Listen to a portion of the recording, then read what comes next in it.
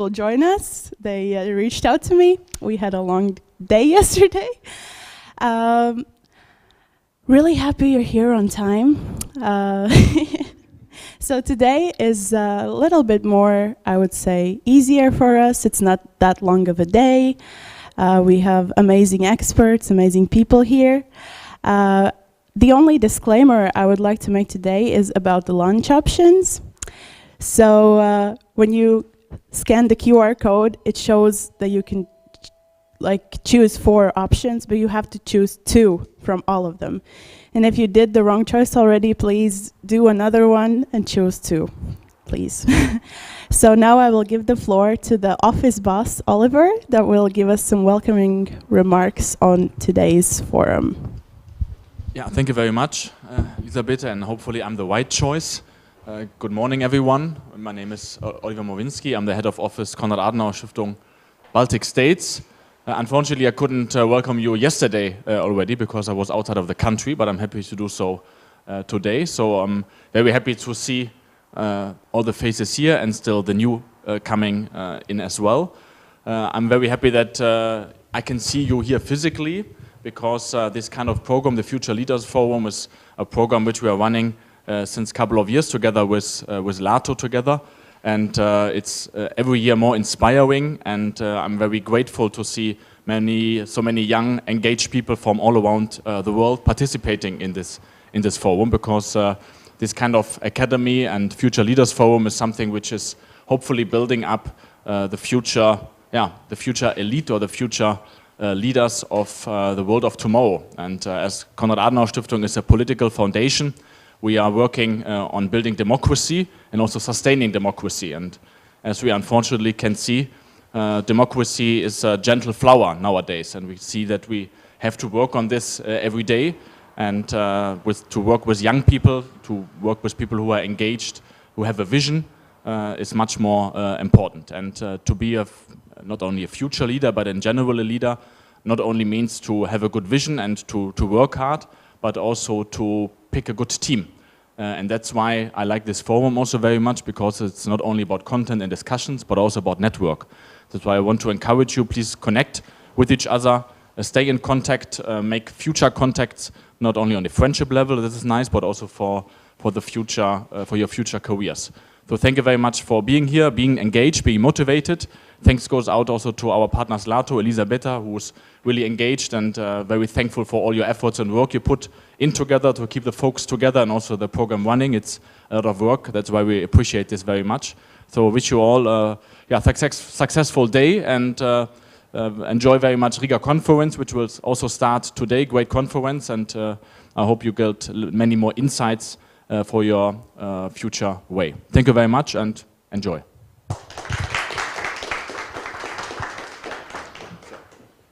Thank you. So I'll make the introduction of our guest. My name is Marta Kubica. I'm the Chief Executive Director of ELNET CEE. ELNET stands for European Leadership Network, and we're a nonprofit NGO trying to advance European-Israeli relations based on mutual understanding, democratic values, and thought and leaders and expert exchange. So I'm very happy to be, our office in Warsaw covers Central Eastern Europe, so we also work very actively this year in Latvia. And I'm very happy that we managed to bring a guest from Israel for the Riga Conference and also for the Future Leaders Forum. Professor Eyal Fruchter is one of the top Israeli psychiatrists, specializing in acute stress reaction, PTSD, war trauma, and suicide prevention.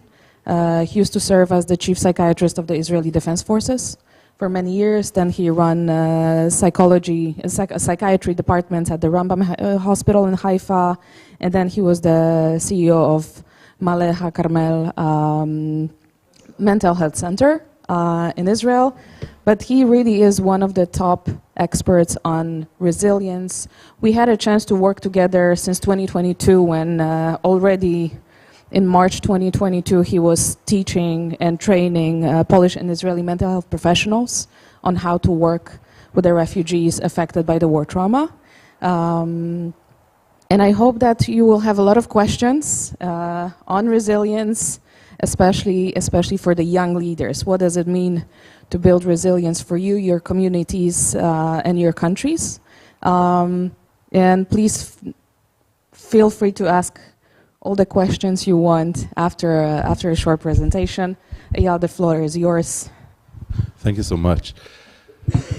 So I'm very happy to be here and to talk to the younger generation of the future leaders, because, you know, a lot of people are not prepared to disasters.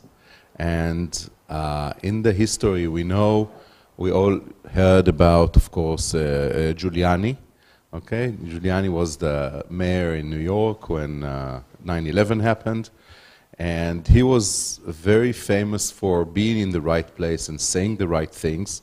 Later on, you know, he was criticized. Everybody is criticized now, later on. But if we take the original ideas, and he was asked, and it was very important because the president of the United States at that time was interviewed in a golf court and not in the right dressing, and he didn't know what to say. And whereas Giuliani knew where to stand, what to say, when to appear in public, when not to appear in public, and all the forces, actually the first responders, did very well during the 9/11 event, although it was a catastrophic event which nobody could prepare to. And later on he was asked, how were you that prepared? Or how did you know where to appear and what to do? And he said, it's all a matter of preparedness. When I got into the job, I was terrified of one thing, and that would be a fire in one of the skyscrapers that I wouldn't know how to, or it will take time to take it off. And so we trained. So whenever we had some time in the city hall, we would stop everything and we'd train. We'll say, now there is a burn there and there in that corner, and everybody would stop everything and would run and bring the first responders and look at all the different aspects of this traumatic event. And the aspects are, you know, first help providers like fire department, police department, Red Cross, and these are of course those who should run in and take the first positions, but also what do you say to the media and what do you say to the public, and how do you announce not to get to the area although you have a son there, and to make sure that everybody knows their place and what to do, and to be confident. And so they consulted and they thought, and they actually built a language of their own, so it will be much faster to communicate. So now you have to close the roads in the surrounding, they know how to say it, and they know how to open it to the fire department and not to block the fire department man. So everything would be planned. And you know, he said later on in an interview that you never know what to imagine or what to hope for or what to plan for, because of course he didn't have fire, he had 2 airplanes, and it wasn't one building, it was 2, and it was a much bigger disaster, but never mind, the drills still counted. And that's how he knew where to stand and what to say and where to say and what to dress and how to talk to the public, and this is super important. So when you plan right, you do the right things. We had the Second Lebanese War in 2006, and it started by kidnapping, we in Israel, yes? It started by kidnapping 2, shooting at an armed vehicle on the border. The Hezbollah shot them, and they were kidnapped. Apparently they were killed during the bombs, and it's only the bodies that were kidnapped, but nobody knew that at the first time. And then the Second Lebanese War started. I will talk later on about the army leaders at that time, because there is a point there. But I want to talk about the city of Haifa. I was born in the city of Haifa. The city of Haifa is a very peaceful city. I don't know how many of you have been there, but it's on the shore. It has a big, really great sea, Mediterranean sea shores, and it's a very peaceful city. And it's located about 2 hours drive from the Lebanese border, okay, which is in Israel terms, most of Israel, okay? So we all 2 hours drive from one border or another of some of the neighboring countries, and none of them likes us too much. We have some peace treaties, but with some and with some not, but nobody really likes us. And it's a peaceful town. And when the kidnap happened, he understood, the mayor of Haifa at that time, his name was Yona Yahav. His name is still Yona Yahav, because he was now re-elected after several years off the duty, but he was the mayor at that time, and he knew that what we all knew is that the Hezbollah has a lot of missiles and a lot of rockets are going to fall on Haifa. And he thought all the time, what do we do in order to prepare? And he made plans. Because planning is the first and most important idea. We talked on the way that Monty Python, anybody here knows about Monty Python? Oh, that's great. Okay, so those of you who doesn't, it's a super important group, British group, with a great sense of humor, very macabric, and they say a lot of interesting things about life. And one of the saying is they show a Jewish family in Eastern Europe country at former times, and in Spain, in the former times, and they say always expect the Spanish Inquisition. Okay? Now when we talk about prevention and readiness, we talk first about preparedness and the idea or the understanding that trauma would happen or that something traumatic is about to happen, and we must be all the time prepared for that. Okay? Always expect the Spanish Inquisition. And it will happen. So he knew it will happen, and what he did, he said, okay, what would happen when now Haifa is bombed by a lot of missiles?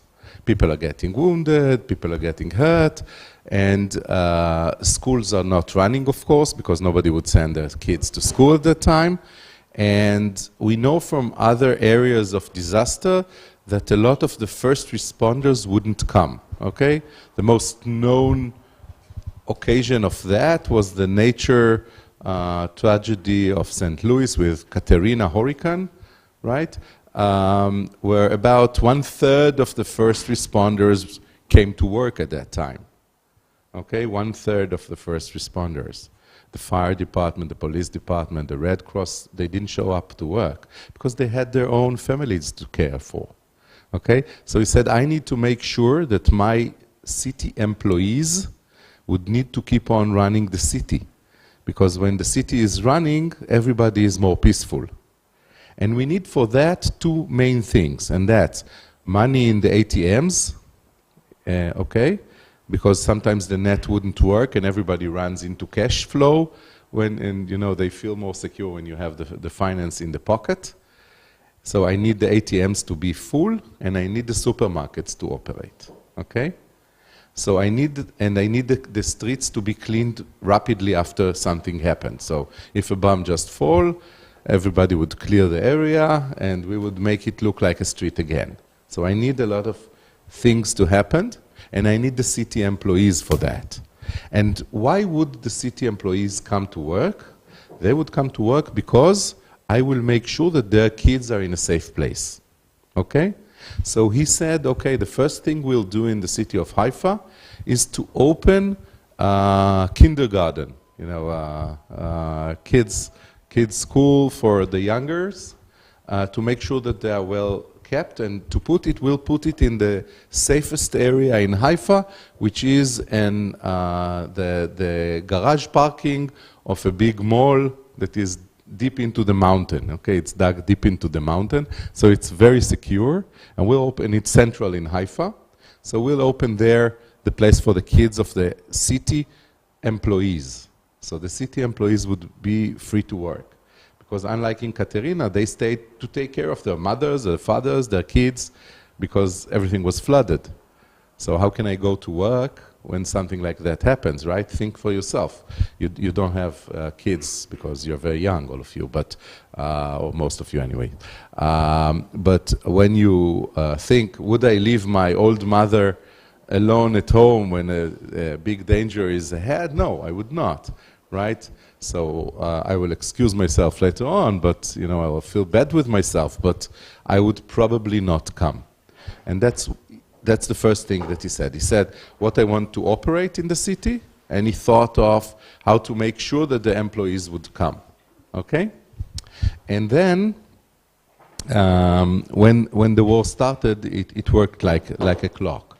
Okay? He said, I need the street lights to work, I need the city to function, and I'll make sure it will happen, and it did. And he was very appreciated, because in the cities, in the surrounding, they were not that prepared.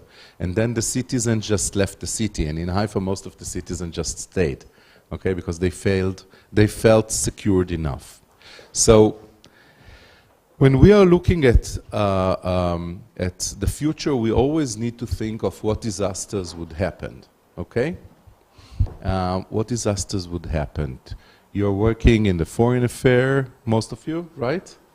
And you're learning international relationships, and you would be leaders in some areas of your country or in some fields, and you need always to look and you know, most of our work as leaders, and you know, I ran the mental health department for the IDF for a few years, and it's a big responsibility, and we have a lot of ongoing work, everyday work.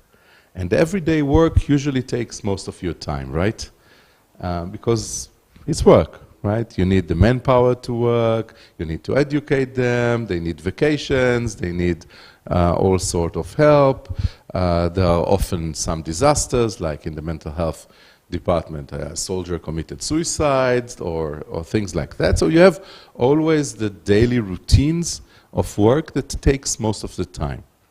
But if we want to do the right job as leaders, we need to always think one step ahead, to be here with a very big feet, a very big foot, but to be in the future also in a you know, somewhere. Okay, so we work here, but we think also at here.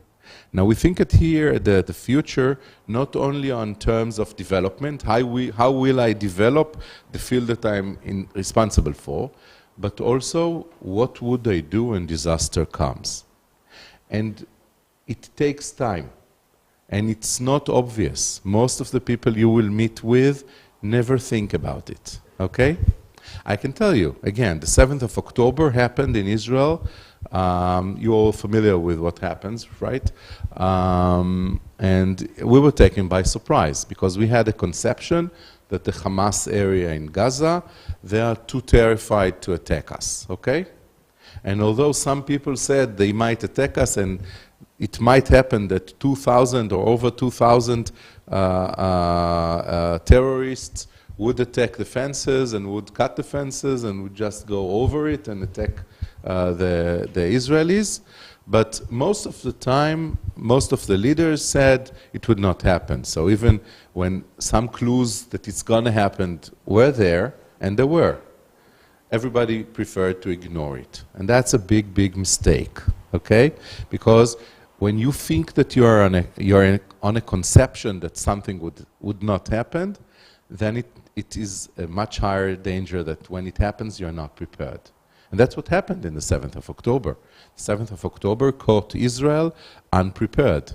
And we were that unprepared that they massacred a lot of people, and they raped women and men after killing them, and took videos of that, and they killed children, and they kidnapped so many people from Israel that it never happened before, okay?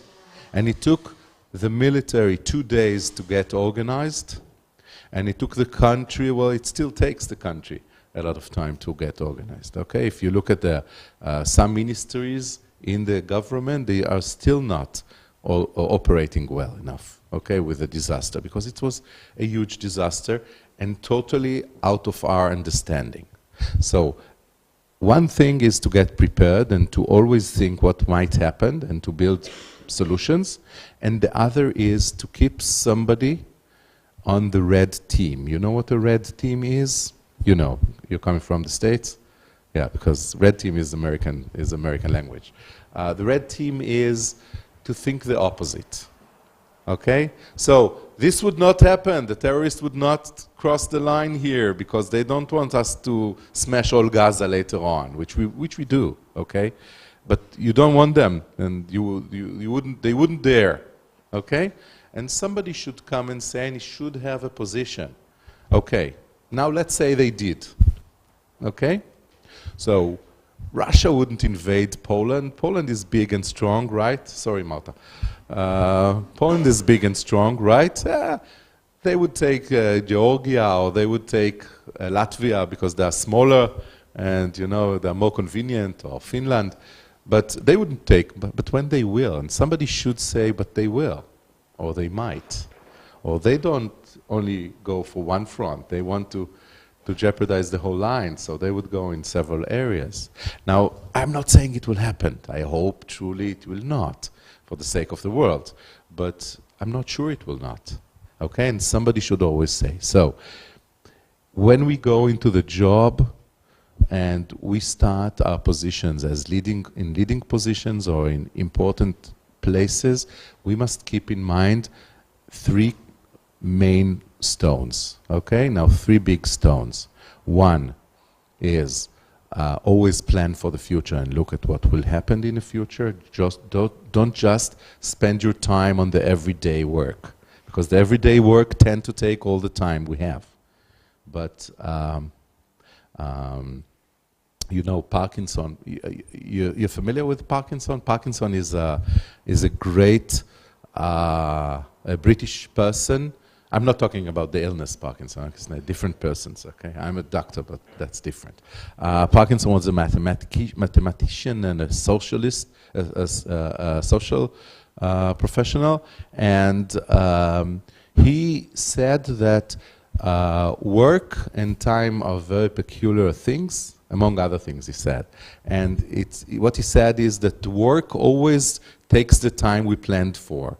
Okay, so if I have 2 days to do a mission, it will take 2 days. Now, if I'm slower, it will take always 2.5 days. If I'm faster, it will always take a day and a half, but it will be in the same surrounding.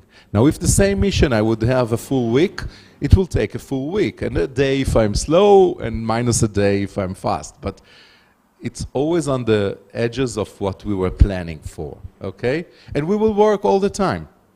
So time for work or time frame is flexible, and we need to put our attention in that. So that's point 1, okay? Always clear time, or make sure that you give time for future plans. And future plans are not only for expanding or for better the processes that we are in charge of.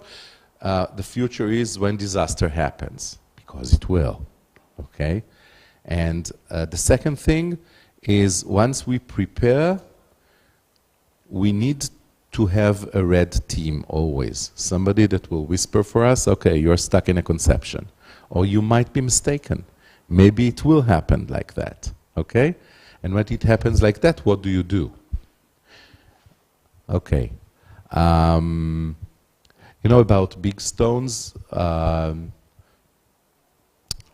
Whenever I got into a new job, and I got several positions in the past, I would write myself on a notebook the big stones. Okay, I call it the big stones. You know, because it's always when you want to build your time plan or working plan in a job, you need to look at what are the big stones that you want to bring into the business, okay? What changes do you want to change? What things do you want to build? And if you neglect the big stones, you know, when you try to fill a tank with stones, and you have big stones and small stones, right? First put the big stones in, because the small stones would just go around it, and then the sand will go around it. You understand the metaphor? Okay? So you need to have 3, 4, 5 big stones, and to put them in advance, okay, to build them. They should be the first to be built. So if I get a job now in a foreign office, I would say, okay, what is the extra mile that I want to bring in? So I'll take the 2 weeks to learn the business, and then I sit down with myself and with friends, and I think, what are the big stones? How will I make a change? Okay, and then we stick with them. Okay, and this is also important. When something bad happens, always do what you planned, okay? Always stick with what you planned. Again, Second Lebanese War in Israel. Second Lebanese War, 2006, it was, I think, the worst operative war that we had in Israel history.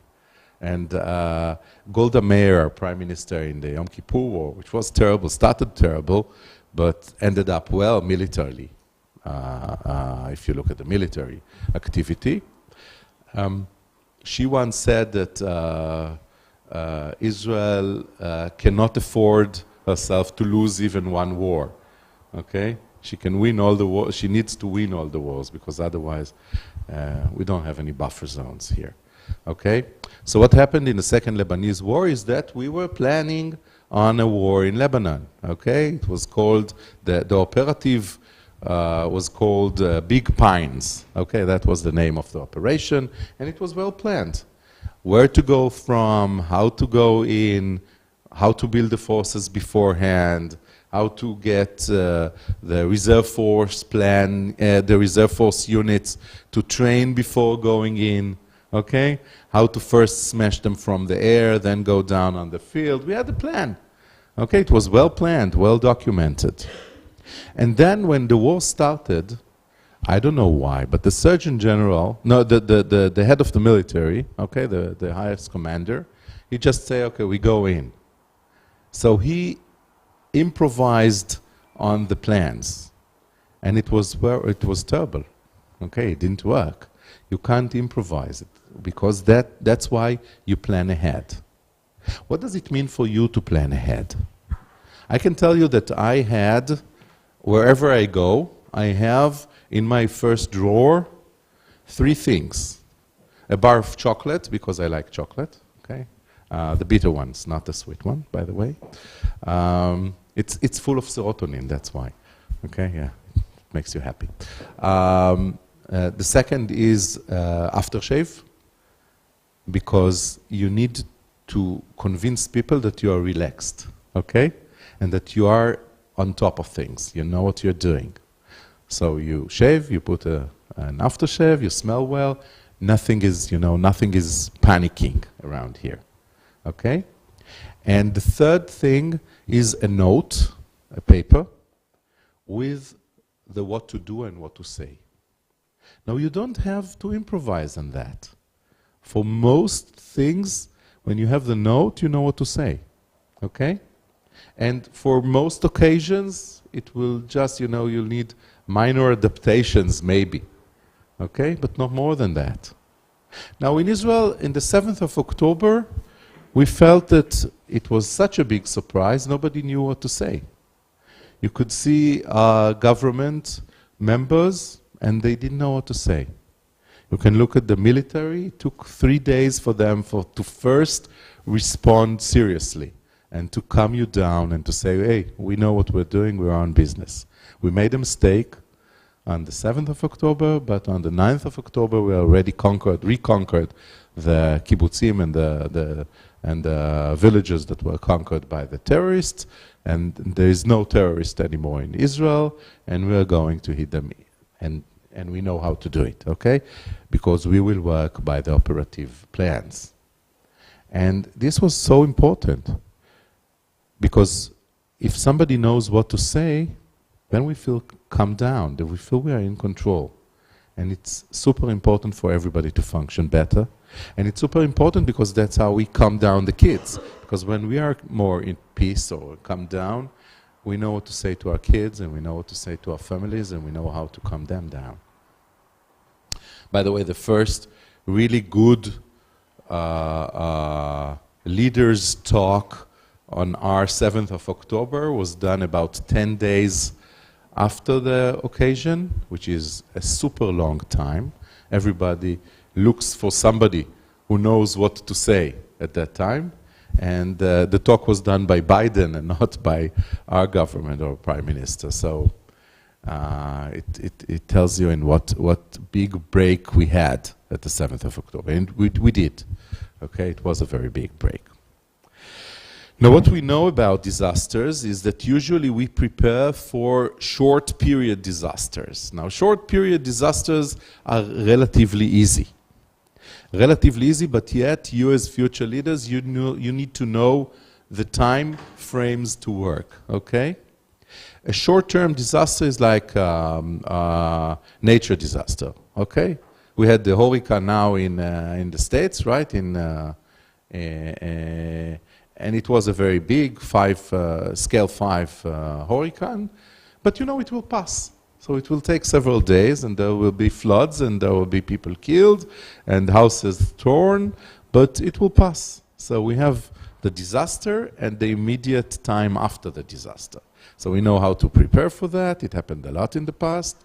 We know what to do at the middle, and we know what to do at the end. But what if the disaster continues? I dare say that we are facing now something that would in the future be regarded as the Third World War, okay? And we need to start thinking of that, which means that we are going to have 5 to 10 years of very difficult times. Now, 5 to 10 years is not something that we can run on the same energy, okay? It's like the differences between 100-meter run and a marathon. Okay, if you start as fast as you can, like in a 100-meter run, then you finish your forces very, very close to the start. Okay, and we must pace ourselves. And we must keep on going and doing the routines on top of the extra miles. Okay? So I can tell you that whenever disaster happens, for first 48 hours, everybody is full of energy and doing. Okay? First 48 hours, you don't need to sleep, you don't need to eat, you don't need to do anything because you are very much enmeshed in what you're doing. But after that time, we need, and first to ourselves, we need to keep on our routines. Okay? Maybe, and that's the third point, maybe the most important thing is to keep our routines. If we did sport every day, go do your sport. You need to sleep.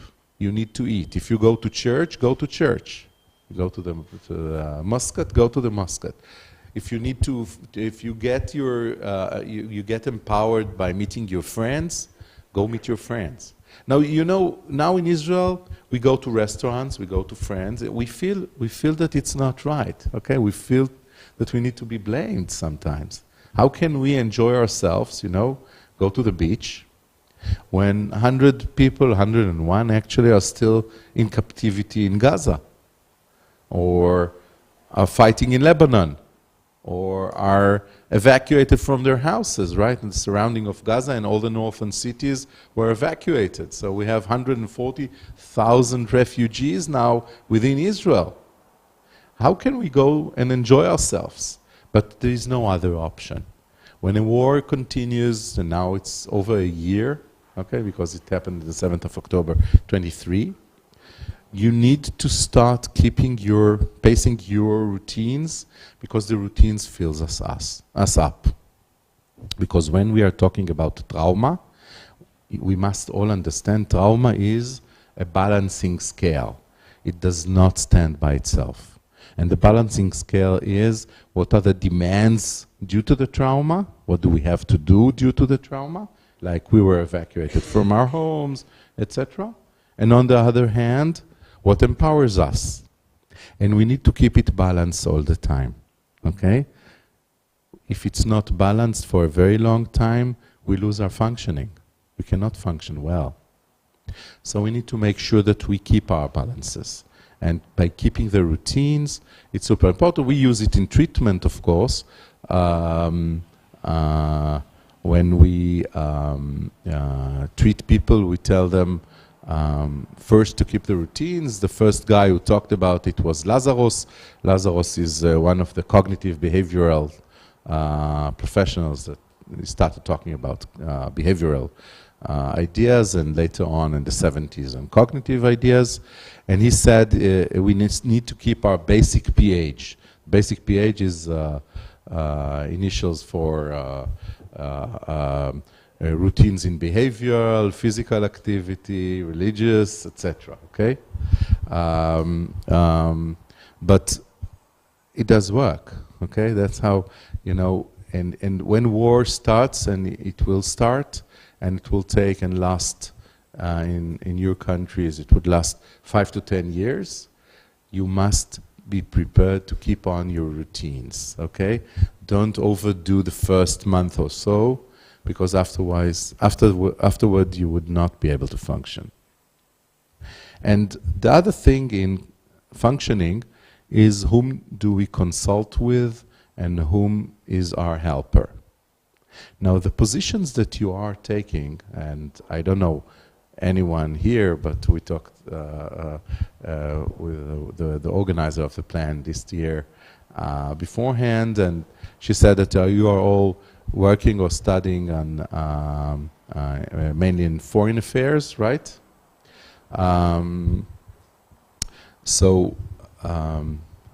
Why did I say that? I wanted to say something. I'm sure I was. So when you are in a position, in an official position, you need to take care not only of you, but to look on others. And sometimes you would not have anybody to consult with, because your bosses would be too busy and your employees are looking at the narrow angles, and you as future leaders, you need to look as wide as possible.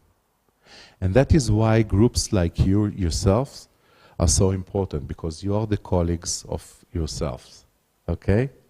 So if I need to consult with somebody, it would be much easier for you to consult with him and for him to consult with you, because you are on the same level of work, okay? And you came from same ideas. So when Marta and I are talking, we're talking the same language because we're in the same level of thinking, okay? And that makes it very easy for us. Although she is from Poland and I'm from Israel and I'm a psychiatrist and she is not, but we can talk about that because we build same language in a lot of aspects, okay? So it's much easier to talk with each other here, and you're the colleagues of yourself, okay? So you are the best place to consult with. And it is super important to know whom to consult with, and whom to talk with, and whom would be the red team for you, okay? So you could be my red team if I'm from the group, okay? I think it's going to be that and that and that. Where am I mistaken? Where could I go wrong? What should I do in order not to make this, what you are saying, happen? Okay? This is a very important talk that you need to build. And the main power of group of future leaders is to be talking to themselves, okay? And to build the same language. So it will be faster to talk with when something bad happens, because it will. Okay? So these are the main points that I wanted to say. I will just look at my paper to see what I missed. Only one thing. There is a very good book about medicine which is called The House of God. Of course, none of you heard about it. It was written by Samuel Shem. And he said that when you go to an emergency, okay, to somebody, I don't know, lost his, now his heart stopped beating, okay? When you go to resuscitate, you first take the pulse, not of the patient, of yourself, okay? Now that's super crucial too, okay? Always when you start operating, sit down for a minute.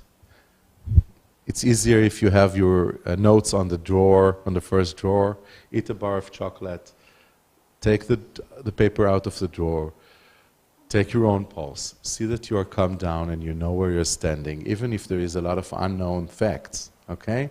And then start working. And when you start the work, do what was planned. If resuscitation should go like that, do it. Do not improvise it, okay? You do not resuscitate in that angle. You put them to lie down, and preferably on a floor or in a tough thing, not on a mattress, okay? So you make sure you bring things to the position that you can work on, because that's what you planned, okay? Don't improvise when in the acute phase. Later on, we'll have a lot of time to improvise. Okay? So take your own pulse first, respond calmly, and make sure that you do everything as planned. And if you planned well, it will work. And planning well means we looked at all the angles, we had the red team to say, why wouldn't it work? What would collapse? Okay? And Murphy, you know all about Murphy's Law, right? You know who Murphy was? Really, you should know. Murphy was a NASA engineer, okay? And he said, he built an experiment, and he said, well, of course it didn't work, because otherwise Murphy would not be that devastated. And he said, the only Murphy law that is true, that he said, is if something can go wrong, it will. And his friend replied in the worst possible order. Okay, it was a $2 billion accident. So always remember, things would go wrong or might go wrong, but if we plan well, it will not. Okay, because Murphy is not the truth. Murphy is the truth only because we believe it's the truth. Okay. You know Murphy's rules, right? So I like most the one that says that the higher chance for the bread and jam to fall on the side of the jam and not on the side of the bread when it fall down is higher when you're standing on an expensive carpet, okay, or you are eating on the sofa. Right? In other cases, it will fall right. But the most notoriously known is wherever you stand in a queue, your line will be the longest, right? And if you move to another queue, the new one would be the longest, right? But it's not true. It's true when you pass and then you're stuck and you see all the people from the other queue just move on and you say to yourself, wow, Murphy's always right. But when you pass and you just pass very fast and you go, you don't stop and think about it, okay? So it's a cognitive disillusion, okay? It's not true. Think of the times you were late and all the lights were on green. You never think, hey, Murphy is always right, right? But when it's always red, then you say to yourself, because you stand down, you get angry and you're, okay? So Murphy is right only when he's right, he's wrong when he's wrong, but then we do not think about him. So everybody knows it. Truly, if we plan well, it will work like it should, okay? You can see that this time, in this war, after we finished with the mess and the 3-4 days of unclear situation, the military started to work as planned. And it still does, okay? And the military has a lot of achievements. The political aspects are terrible, okay? And the international relationship is terrible. A lot of mistakes are done in other fields, but the military is working as it should, okay? So you can see that when you work as planned, it would work. And now I will sit down and we'll take your answers, your questions, and feel free, okay? Because I'm very old, so I have a lot of experience in resiliency and how you plan. So just use it. Just can you give the name again of the book? Oh, The House of God? Yeah, it's the best. It's the best book. It's the Bible for medicine people, okay? Because it looks at medicine. It does to medicine like Catch-22 does to military, okay? So it kills the whole profession. So I have a question. What? Ah, okay. I also don't have a lot of voice. So I just wanted to kind of get your input on how you think COVID-19 and kind of the restrictions that did kind of break people's routines, right? And not just because they wanted to, but because they weren't allowed to. How that you have seen affect society and how that has changed.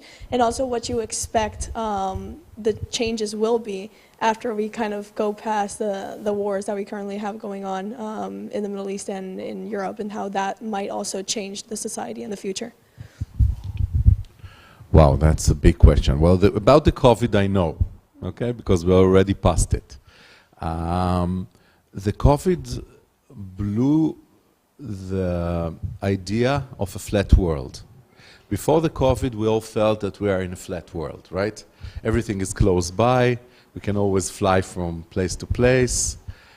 And we can always work, you know, and meet and do things together. And it was written. There are a lot of articles about the flat world, right? And this broke down. You know, it broke down, and it will never come back as easy, okay? Instead of flying now, we do a lot of video chats, we do a lot of Zoom, and it broke also a conception that we need to meet. For instance, in the medical field, we see it a lot. They said, it was said a lot of times that we need to meet with a person in order to do therapy. But it's not true. Okay, and we proved it has the same results if I do it with a video chat or if we meet in person. Now, we needed the COVID to change that. But it did alienate the world. Because I cannot fly everywhere all the time. Because all of a sudden, countries were closed down and people were afraid of traveling. And that's one way it changed the world. So the idea of a flat world, that everything is the same, it doesn't matter where you live, it was changed. And on the other hand, the idea that we don't need to fly so much and we can talk over the Zoom, or we can do a lot of things from far, made a big progress. It also changed the way that the world is fighting with pandemics. And you could see that before that, we had all sorts of illnesses that were frightening, but the world never knew how to cooperate. But after the COVID, the cooperation is much faster. We can see that in the medical systems. So there were good things coming out of that and bad things. What was worse, or still bad, is that the world is changing into a non-face-to-face communicational systems. Okay? And those who would suffer most are the younger generation than you. Okay? The kids that were at adolescence at the beginning of the COVID, and then they stayed home for a full year, and they didn't need to meet with others. Now, it started before with the computers and with the phones, right? The kids, when I was a kid, many, many years ago, we used to play, you know, we had to play football if you wanted to be with the friends. Okay, so we played every day in the afternoon. We would play football or basketball or tennis or whatever, which meant I needed to practice talking to people, and I needed to practice getting rules from others. And today the kids don't need it, because they can play in computer. I asked my son, my youngest son, he's now 16. He was in his 6th grade when the COVID happened. And he started his junior high, and he didn't meet with his friends of the class for a year or so. You know, so he met with some friends, but not as a class. And they didn't know, and they didn't need it. So today he can tell me, I played with friends all afternoon, but he never left his computer. So he was sitting in his computer, and he was sitting in his computer, and they were playing. And that's an odd way to communicate, because you don't need to communicate at all. You don't need to see the rules of the others. You don't need even to be yourself. You can be whoever you want and play with him on a foreign name. So it changed a lot. In the question about the world and the continuous war, it would be different. Because I think that the ideas, it would be very assumptionist of me to say that I know how the world would look like. I don't know how the war will end. We don't know. I can tell you that in the past, we had 3 big visions and ideas. Okay, in the beginning of the 20th century, we had 3 big visions: the fascist vision, the communist vision, and the liberal vision. Okay, and then after World War II, the fascist vision fell down, And in 1991, 1989, okay, the communist vision fell down, and for a short period of time, we had only the liberal idea. And from 2008, the liberal idea is shaky, and from first Trump regime and Putin regime in his long days, the liberal idea started cracking up. And we actually now have leaders that do not have a huge vision. They have a short vision. Like if you ask Trump, he would say, we are a liberal country, capitalistic and liberal. Liberalism means the freedom of the civilians, right? Most freedom we have, and they took it differently, but some give more freedom, some give less freedom, but freedom is the buzzword. But how can you preach on liberalism and build a big wall with Mexico, right? That's anti-liberal. So it's a local liberal, and he doesn't have a full vision. Now, I'm not saying it politically, because that's what happened in a lot of countries all around. So how do we end up? I don't know. I don't know what a big vision should be, but it should be a new vision. And after big world wars, visions do change, so we'll see. Okay, I wanted to do a follow-up of that. Sure. For like COVID-19, for example, how do you think that isolation, that alienation, is affecting the psyche of the citizens, and how that's going to kind of change how politicians, for example, have to approach different issues on their policy? Well, I'll talk on the smaller angle. The smaller angle is that we have, after the COVID, we've seen much more depression, much more eating disorders, some rise in suicidality, and a lot of problems and issues with communication. Now, the main thing that we see in the world now is a huge uprise of autistic spectrum. Because actually, if I don't need to practice talking with him and playing with him soccer, and you know, sometimes getting him kicked up, sometimes getting me kicked up, I don't need to practice it today. I can work with the computer and still feel that I'm okay. Then those who had tendencies towards being isolated or work alone or do alone, it got higher, okay? Nobody knows why there is such a rise in the autistic spectrum diagnosis now. But you know, when I studied medicine, autistic spectrum people were diagnosed every 2,500 childbirths, okay? And most of them were also retarded. Today, most of the autistic spectrum are super not retarded. Most of them are normal to high IQ. And it comes now in Europe to every 46 childbirths, 1 out of 46. So in 40 years, we moved from, or 30 years, we moved from 1 to 2,500 to 1 to 45 to 46. In Israel, it's still 1 to 55. Okay, or at least regarded. So that's part of the change that we see, the alienation. Yes. Thank you. Thank you for your presentation. And is it working? Yep. I wanted to ask, like, how do you talk to a society about a prolonged conflict, crisis, whatever, Third World War, as you mentioned, and especially how do you make that argument for like societies that enjoyed the peace dividends for the last decades? Because like I come from Ukraine, and even to the Ukrainian public now, when the idea that like the war is not going to end in 1, 2, 3, 4, 5 years, the politicians are struggling with making that argument and talking to people.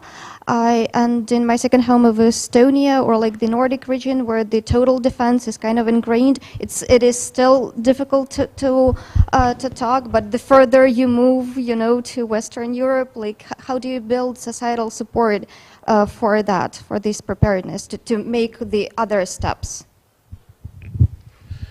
I think that as a leader, I would do or would talk about mainly about three things.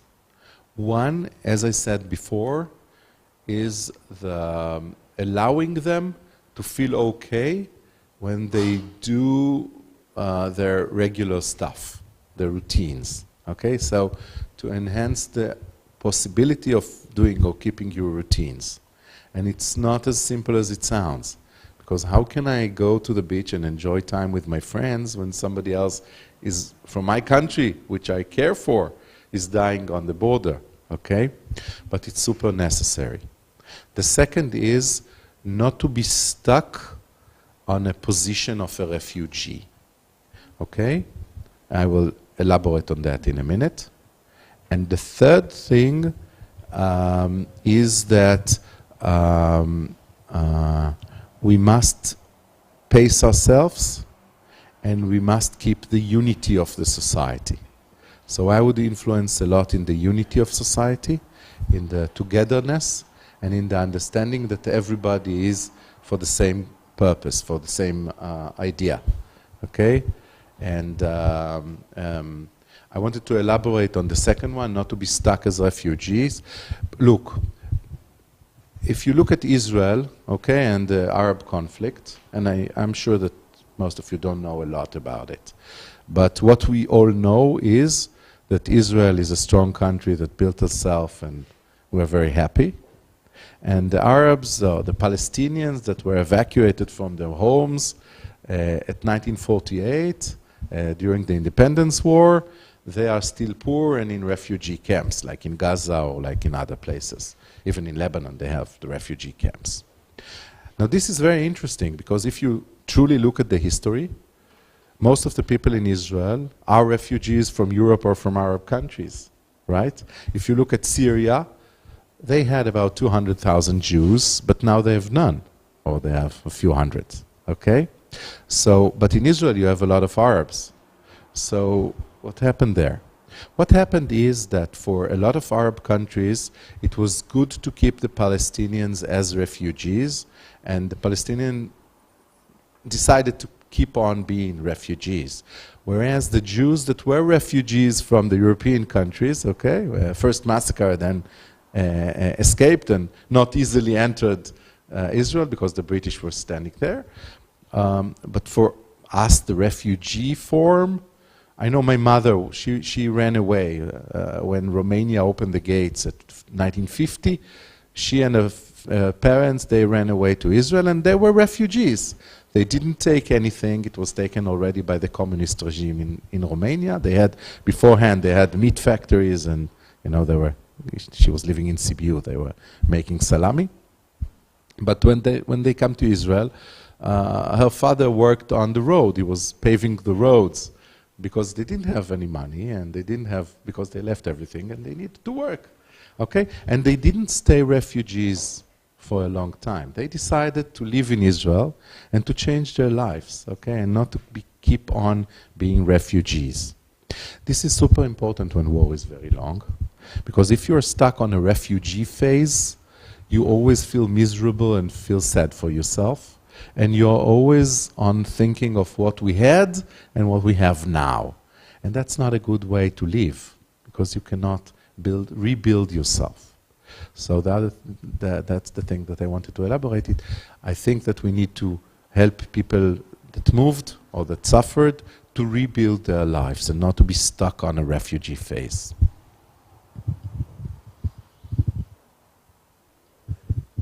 Yeah, you'll be next, don't worry. Thank you very much. I'm not working without answering. It's okay. Thank you very much. I have two questions. One is about the leaders and second about the psychology of leaders. Valdis Zatlers was one and only president of Latvia who met in person Vladimir Putin. And years before Russia's invasion of Ukraine, in London conference, Mr. Zatlers said that the question is not whether Russia will attack Ukraine or not. They will. Question is how far Russia will go. Bucha, Kiev, and every participant of this conference were thinking about that. Oh, he's mad, he get crazy. But 2 years later, Russia started its full-scale war in Ukraine. The question is how leaders can find inside bravery, psychological preparedness to say truth, even if people don't like the truth. And the second question is, I always wanted to ask this question to the professionals, political psychologists, someone, leaders who have, for example, bipolar disorder or other very hazardous mental disease, can be leaders, and can we trust him to be there to give them power, or etc., and how they will be responsible for their useless, whether they are useless or useful, to use power which is given by the people. Okay, thank you very much. Yes, thank you. Okay, so the first answer, or for the first question, I think that if we are leaders and we want to perceive ourselves as leaders, we need to be very adaptive to all sort of future hazards, okay? And to always think what would happen, because trauma would happen, and not to fool ourselves in believing that the present will continue, okay? Because there is always something, and something would happen, and we need always to be very occupied with that. And for that, we always need to check our consumptions, our conceptions, and to re-challenge them. That's why I said you need to keep somebody that you count on, which will be your red team. Now, what he said in the conference was a red team saying, right? Because nobody wanted to believe that something like that would happen. Okay? And you know, a lot of people in a lot of conferences says terrible things that did not happen. Okay? So they are not remembered anymore. So things sometimes would happen. Nobody came to, well, a lot of people came to Chamberlain and said the treaty that you signed with the Nazi regime would not stand up, right? Or a lot of people probably would have come to Ribbentrop and Molotov and say that's a terrible agreement, that would kill Poland and Austria and the whole world later on. But they didn't want to listen. And leaders should listen and should be open to the options, but still take decisions. And a lot of the decisions mean that we take. For instance, I'm a leader, I want to invest now in rebuilding the whole Riga area, a new town that needs to be rebuilt, okay? I'm just saying, I've never been here before, so, and it's very beautiful, so I'm not saying anything about Riga any. But you need to decide to invest a lot of money in rebuilding areas, okay? You cannot do that if you are always frightened that somebody will attack you. Because why waste the money now when everything is going to be ruined anyway, right? So it's not a way to live, but it's a way to think. So I need to keep always in mind this option. That's first.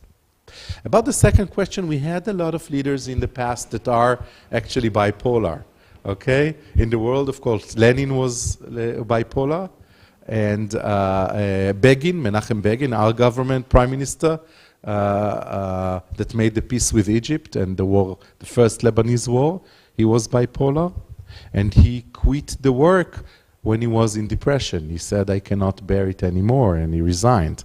Okay? So do we count on them? On the manic phase, of course not.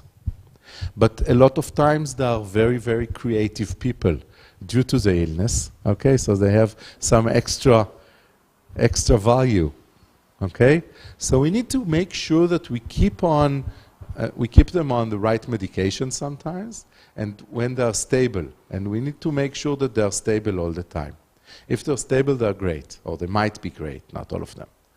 But if not, if they are manic or they are depressed, they would lead the country towards disasters.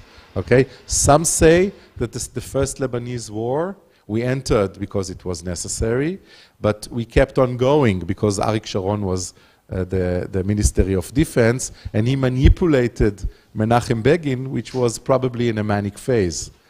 And this was not good. Okay, and we were stuck in Lebanon grounds for too many years afterwards. I was fighting there as a military doctor, as a brigade doctor and battalion doctor, so I know, okay, it was terrible.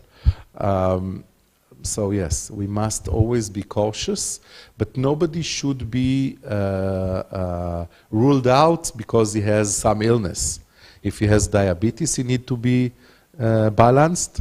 If he has high blood pressure, he needs to be balanced. And if he has bipolar, he needs to be balanced. The fact that he had a mental illness does not necessarily make him ruled out. Okay? Thank you. Hello, thank you so much for your story and everything. I actually have now two questions. I will start with the original one. You mentioned that there are plans, always plans in this place, and you have to stick to them. What would be your advice, or maybe from your experience? Because usually plans are made either from experience or preparing for something which you know or have seen happen somewhere else. How we cut out the emotions, not to make these plans too drastic or too destructive. How we do it. And the second question was a question about the refugees. One point you made that a person himself or herself have to get away from this mindset that you are a refugee and you have to move. But what about outside influences which kind of put you in this spot? For example, Ukrainians who moved away from the war farther, but the bombardment still continues and they have to move even more farther. So they kind of are stuck being refugees from outside influences. So how we can deal with that? Thank you. Okay, I'll start with the first question. When you make the plans, it must be built on at least two things. Oh, three. First, your experience. If you tend to be very dramatic, you must lower the tone. If you tend to be very well kept and very unemotional, you need to higher the tone, okay? Because then it will match the position, okay? People need to see you, that you are also frightened and that you are also worried, okay? It's because it's the truth. Otherwise, they would feel that you are away from them, that you are not with them. Okay? Even Giuliani, when he appeared in the news, in the first interviews, he was not with a tie or with a jacket because it's too far away from being in the field. Okay? So you need to find a way to play with the tone and with the emotions that you make. Okay? The second thing is to learn what others have done in the same situation and to see whether it fits you well or not. So to learn from history is very important. A lot of the things that I said that Yona have learned, and I know that myself studied, and I read the Giuliani book, and I read about the Caterina, all the papers, the professional papers that were written about the St. Louis Caterina disaster, or I read now about the Fukushima in Japan, because we suddenly have refugees, and they had refugees and they mistreated them. Okay, they didn't find the right solutions for them. So I read about it, the articles. So we must learn from the past. Okay? And a lot of shit happened already, and we can learn from that. And the third thing is once you've written your plans, make sure that you have at least two different routes of solutions, so you can choose the right one for the position. And make sure that you show that to a colleague of yours and ask him how does it sound? Does it sound logic? Does it sound right? Okay? Or practice it. Stop everything now. Today we're doing a drill. The Russian military is in the gates of Riga. What do we do? Okay? And what should we say? I'm not a military personnel in Riga, but I'm in the foreign affair. What would I do? How should I appeal to the world? How should I talk to our staff? What do I demand them to do? Okay, does it sound logic to you? And that's why I said that you have the colleagues here to play with, and this is super important because it's a strong group. Okay? So that's what I would have done. That was the first question. The second question was, remind me? Yeah. So the ongoing refugee state or position, Well, the first thing that I would say is do not make yourself a professional refugee. Okay? To be a professional refugee means you need to be stuck in the poor position and the mistreated and the maltreated and the weak. Instead, you should emphasize your strength. So I'm had to move, but now I know how to move. Okay? So I don't have so much positions anymore. I don't lose a lot of things when I move on. Okay?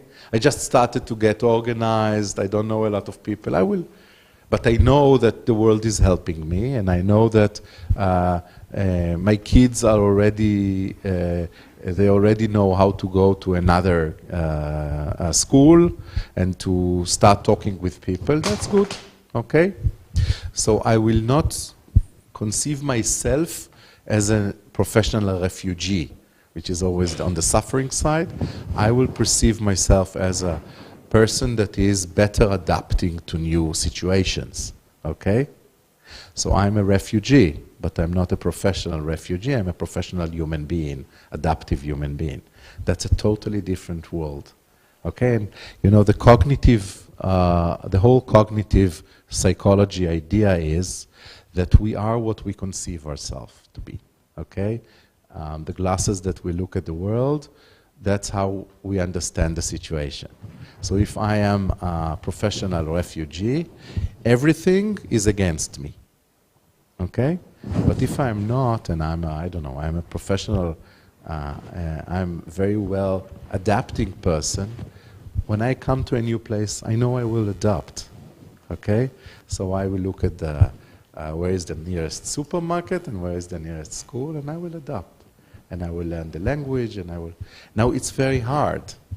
But since we're going to face a very long war, it's a very good solution to be in. Okay? So it took some years in Israel for the refugees from Europe to reintegrate with the country, which was totally different. And for the first years in Israel, you were not allowed to talk about the Holocaust horrors. You were not allowed to talk about that. The people coming from Europe, they were laughed at.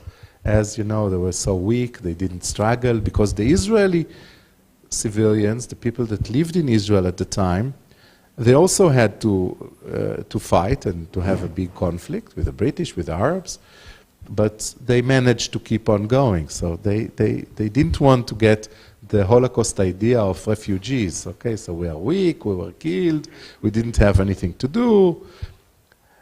Only after the Eichmann trial, which was about 10 years later, it was the first time that people started talking about the horrors of the Holocaust. Because Israel at that time was struggling to be built, okay? We got the independence war for 4 years, from 46 to 50, okay? And then we had the big immigration wave, 1950-1951. And there was no time for talking about the horrors. You could not stay in the position of a refugee. Now, some were left behind because they couldn't cope, okay? But those who coped built Israel. So that's the difference, okay? Thank you for the great lecture and the insights you shared. I really never had, let's say, lecture from this perspective of, let's say, medical point of view. My question is about the thing you mentioned about 10-year war cycle. Does that refers to the Middle East, the Israel dynamics that are happening? No, it refers to the whole world. Okay. And the second one, given that you have this mandatory military service for both men and women, is there any psychological lecturing or preparations for both female and male soldiers, given that you quite often have the need to put your population into, let's say, functional army? Yeah, okay. So the Israeli army is based on two forces. One is the mandatory service, of course, which is from the ages of 18 to 20 for girls and to 21 for boys. 3 years and 2 years, well, actually 1.8 and 2.8 now. and the reserve force missions, which takes forever.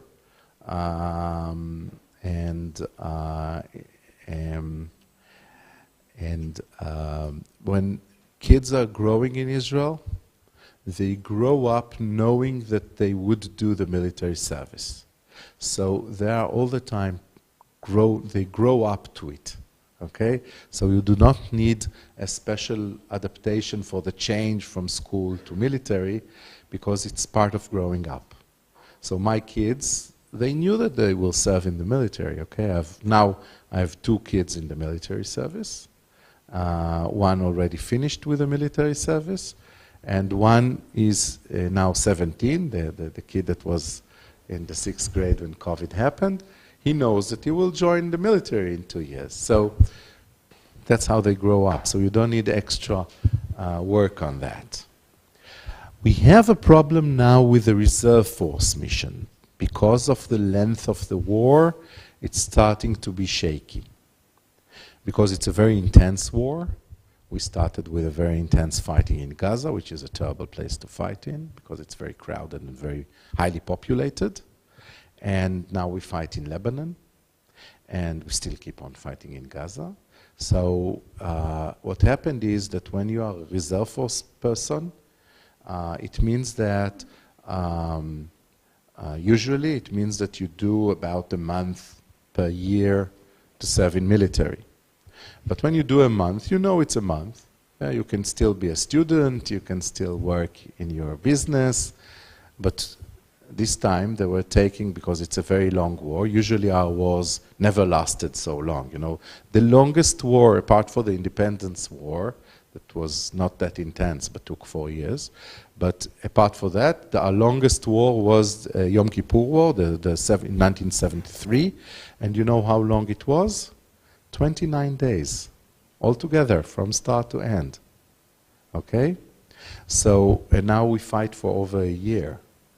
So the reserve force people were taking for 3 months at the beginning, and then they were sent home to build their business or reintegrate in studential life or whatever. And after 3 months, they were taking again for 2 months, and now they're taking for the 3rd wave. So at first we had to take, to do the treatments, the psychological, psychiatric treatments for the acute things that they have seen in the beginning of the war, which was terrible. The second, we had to work with them on being more alert when going there and being less alert when coming home, because otherwise, when their kid is crying, they go berserk, right? So if a kid slams the door, they believe it's artillery, and they might start shoot, okay? At home. So we needed to work on that. We still work on that. And now we need to work about the changes of their lives, because as you might remember, I said we must continue our routines, but they don't have any routines anymore, because going in and out all the time breaks all your routines. Your business is in a very bad position, and if you are a student, you can't learn. You miss the year, because you can't learn for 2 months and not learn for the whole year. Okay, so most of their routines were broken down. And they say often, it's very clear. When I'm in Gaza, it's very clear. And when I'm in Lebanon, it's very clear. I know what to do. If he's here and he shouldn't be here, I should shoot him. That's easy. Life is very, there are good ones and bad ones. But when I go home, it's very conflicting. Okay? How do I deal with my wife now? Because I'm used to these polar ideas. Good, bad, nothing in the middle, because war is very clear. But life is not. Life is in the gray zone most of the time. So if she's not nice to me now, it doesn't mean she's bad. Okay? It means we might argue, but it's not black and white. Okay? So this is very difficult. So we don't have a problem with the mandatory service. We currently have a big problem with the reserve force missions, which are too long now that we can suffer. But that's most of our military. So we don't have any other solution. And I'm not talking about the political issues that were before the war and now. because it took Israel not only by surprise, the 7th of October, but in its weakest moment of unity. Okay, I'm not talking about that, but this is because it's a very big issue, but it's also very problematic because a lot of things in the government is still stuck in the basic arguments that we had before the war, because they didn't change the ideas of how to cope with the unity of the people, okay, due to political issues, which are very sad. So we still have to struggle with that. Thank you. Do I know you? In general, no. But I think that the forum might be actually beneficial to hear your answer to this one. October 7 attack was horrible in many levels, but one of the levels was that it was the first time in the history of the world that atrocities, like horrible atrocities, were transmitted live to open social media channels. You could see your grandma being slaughtered on her Facebook page. The terrorists had body cams. And a lot of experts in foreign relations are saying that it's not going to be the last case. It's going to be something that we as a society have to be prepared for, because what happened was incredible psychological warfare.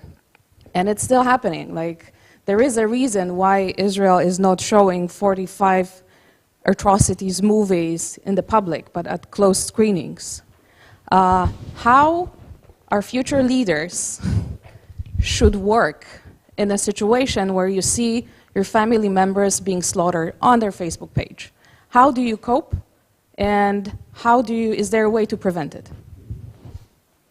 Sorry for a morbid question. No, it's a great question.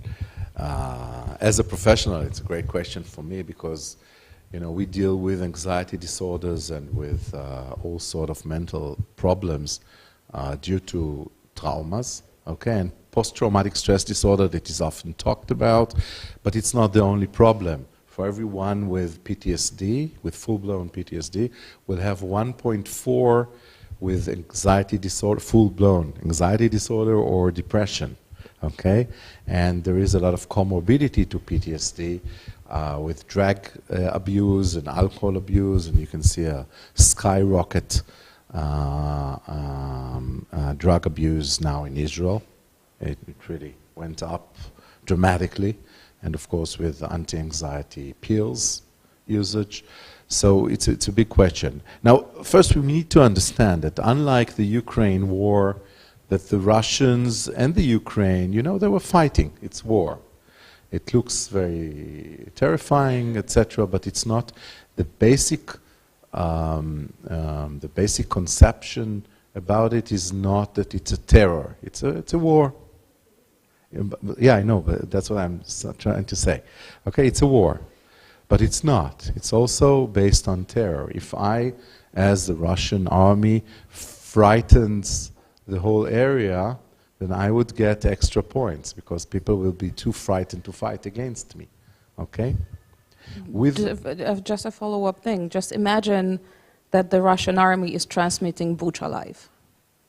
What happened in Bucha, for example, or Ukraine, live, and everyone in the country and in Europe and in the world can see it. Yeah. And the terrorists from Gaza, they are just terrorists, okay?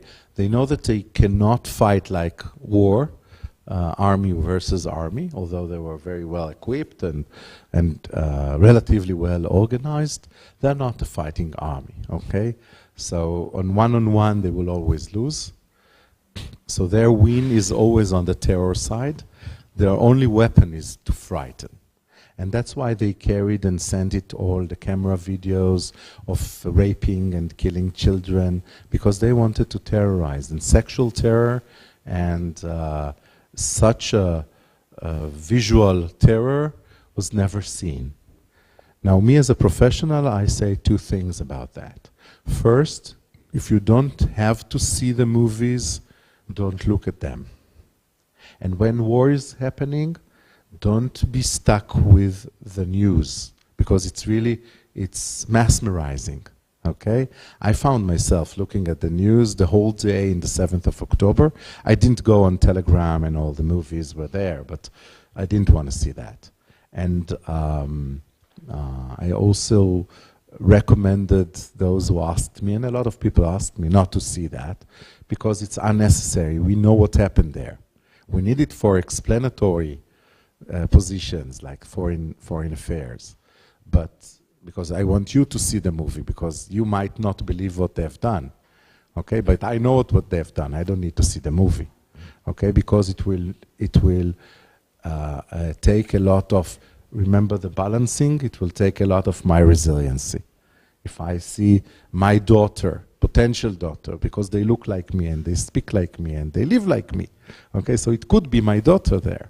Partying in the Nova, going to dance and being massacred and raped and killed, etc. Okay? So I don't want to see that because it will take a lot of my power and I don't need to cope with that. Okay? So terror is a strong instrument, and for the first time in the history, everybody is a station of broadcasting, okay? And everybody takes out the phones, the mobile phones, and immediately a lot of people can see that. And nobody knows very well how to use it, okay? Not for terrifying and terrorizing, okay? We don't know how to use it.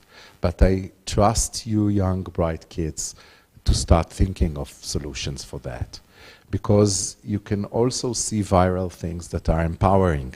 Okay, for instance, after the 7th of October, it turned viral. A woman that is underneath the bush, behind her and around her are Hamas terrorists, and she's saying, "Okay, I might die here, but I'm very grateful for my life so far. So I want to thank the world, and I have now a bird on the bush where I'm here, and I thank God for that, okay? Because it brings me a lot of life." And I talked with this woman, okay, Maya, her name. She was working in the Nova Party. She was a part of the working staff. And she said that she has done the film when she knows that 10 meters from her, a friend of her was killed and raped. And she's seen it because she was under the bush, she could see it. She was terrified because terrorists went all the time by her. But she said, at that moment, I managed to feel good enough and to feel grateful because I'm still alive and I still have a chance. And I wanted to share it to the world. Now that's a lot of resiliency, okay? She's a great kid. Now she's without PTSD. I escorted her for a year. She's a great kid. But, you know, we need to learn how to use the ability to broadcast, to lower the panicking, but to give the information and to make sure that we empower people by watching it and not just taking powers, because it will be a counter-terror act. How do we do it? How do we teach people to do it? I don't know. But the best solution so far is to recommend nobody to see these movies when they're on, because the counteract for terror is unpublished. Okay? Don't publish it. Don't let it be seen. Okay? Now, I don't say that we succeeded in that. A lot of the youngsters saw all these terrifying, terrible movies, and now they need to join the army. And how will they do that? God knows. But I don't know how to do it yet. Sorry. Yeah, thank you so much. We'll have to wrap it up today. Thank you so much for your insights. Here you go. Oh, thank you. Yep. So we have a 20-minute coffee break right now, but wait. Please, please, please scan the QR code again, because we deleted the previous lunch choices, because you can only choose two things from all of them. So for example, a salad and a dessert, or a soup and a dessert. You know, 2. You can tick off 2 boxes, not 4. Okay, is that clear? Then you can go and eat somewhere afterwards.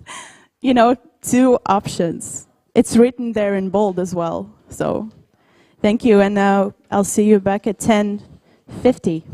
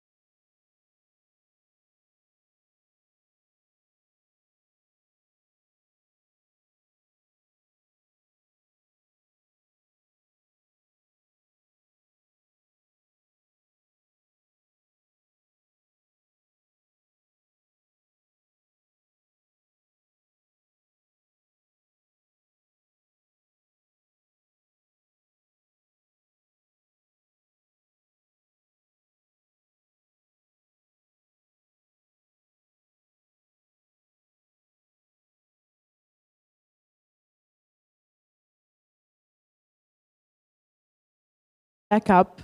So I want to remind you again before the discussion, please select your lunch. We only have 10 people who have done this now. So please, if you haven't done it again in the correct way, and even if you did it in the correct way the first time, please do it again. So now I will give the floor to Natalia, and she will introduce us to the next panel.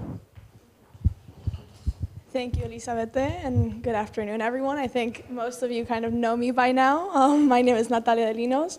I am the lead protective intelligence analyst for the Americas and Southern APAC, and then global epidemics and natural disasters at Swiss Re. It is my pleasure to get to guide you today in today's discussion, which is a very timely and complex issue, which is humanity during safety concerns. We know that in times of crisis, leaders, policymakers, and advocates must make difficult decisions, but how do we balance those decisions with the need to kind of uphold human dignity, compassion, and individual rights? So that's the core of our conversation today. As future leaders, as we've mentioned in past panels, future leaders, policymakers, and advocates yourselves, these are decisions and dilemmas that you will face. So today really is an opportunity to think critically about where those lines are drawn, and how we can lead with both strength and compassion. Our esteemed panelists that I have with me today bring a wealth of experience and insights into this topic. They've worked in the spheres of governance, investigative journalism, and governance, and policy analysis, during some of the most challenging times. I'm honored to introduce today Dr. Jovana, and I'm going to read it just so I don't mess up. She is an expert in European integration, democratic governance, and regional cooperation in the Western Balkans. She has worked with Montenegro's Ministry of Foreign Affairs and led policy research as the executive director for the Political Network. And currently, she continues to shape policy as a member of the Balkans in Europe Policy Advisory Group. Our second panelist is Kimberly Dozier. She is a CNN Global Affairs analyst and a Peabody-winning journalist based in Washington, D.C. She has decades of experience covering the White House, the Pentagon, the State Departments, as well as conflicts ranging from the uprising in Israel to the Ukraine, Iraq, and Afghanistan wars. So thank you for being here today, both of you. I want to start off with Dr. Jovana. You have worked extensively in diplomacy and governance, particularly in regions that have seen significant conflict and instability. So from your perspective, when it comes about public safety versus individual rights, where do you think that line is drawn? What cases, if you have any, of your work in the Western Balkans where that balance was particularly difficult to uphold? Hello everyone, I'm really happy to be here today, and especially since this is my first time in Riga. It's a really nice city, and this is for the first time that I'm participating at the security conference and side event. So thank you for the question. It's kind of more difficult to answer the question when you're coming from the country and from the region which never experienced democracy as such. So this line is even harder to draw when it comes to these countries. And especially, you know, we are fighting for the minimum standards when it comes to the protection of the human rights, starting from lack of transparency, that procedures which are not well known, which are their violation of laws on a daily basis. So in that sense, it's not that the crisis is pushing for limits when it comes to this line, but this line is hard to maintain even in the normal circumstances. There were many times in the past when and the other thing is that there are always some kind of crisis in the Western Balkans. If it's not on a regional level, it's at the national level. There are always political crises. The government is always in some kind of panic. And then I think that we have more examples how the laws are, how they are breaking the laws in normal circumstances, and especially to keep in power. So the one of the examples is the recent example that the personal data of voters and personal data of citizens were exposed to the public during a collection of signatures for the presidential elections. That's the first stuff. The second thing is that, for example, there were discussions in the parliament how to change the law on president and then not to elect president by direct vote, but in the parliament, without consulting the public, without consulting the European Commission. But these are like, you know, like, as I said, everyday practices. And when it comes to crisis, we have now war in Ukraine, and we are all attacked by various malign influences from the third countries and from non-Western actors. When I was in the government, when I was deputy prime minister, the government was toppled in the parliament just after 3 months. But just day after that happened in the parliament, our whole public administration system, our whole security sector, and our whole digital sector was under attack. It was not in work. It was not working for 2 months. And then we had to use our private email addresses for communication. Even for basic communication, we used our private emails. So you can imagine how exposed you are in such circumstances and such attacks from. And of course, in such circumstances, it's always the most important part and most important support from your partners, from the European Union, from your partners from more developed countries, but that's not always happening on a timely manner. And it's not that such countries has always the right response during such crisis.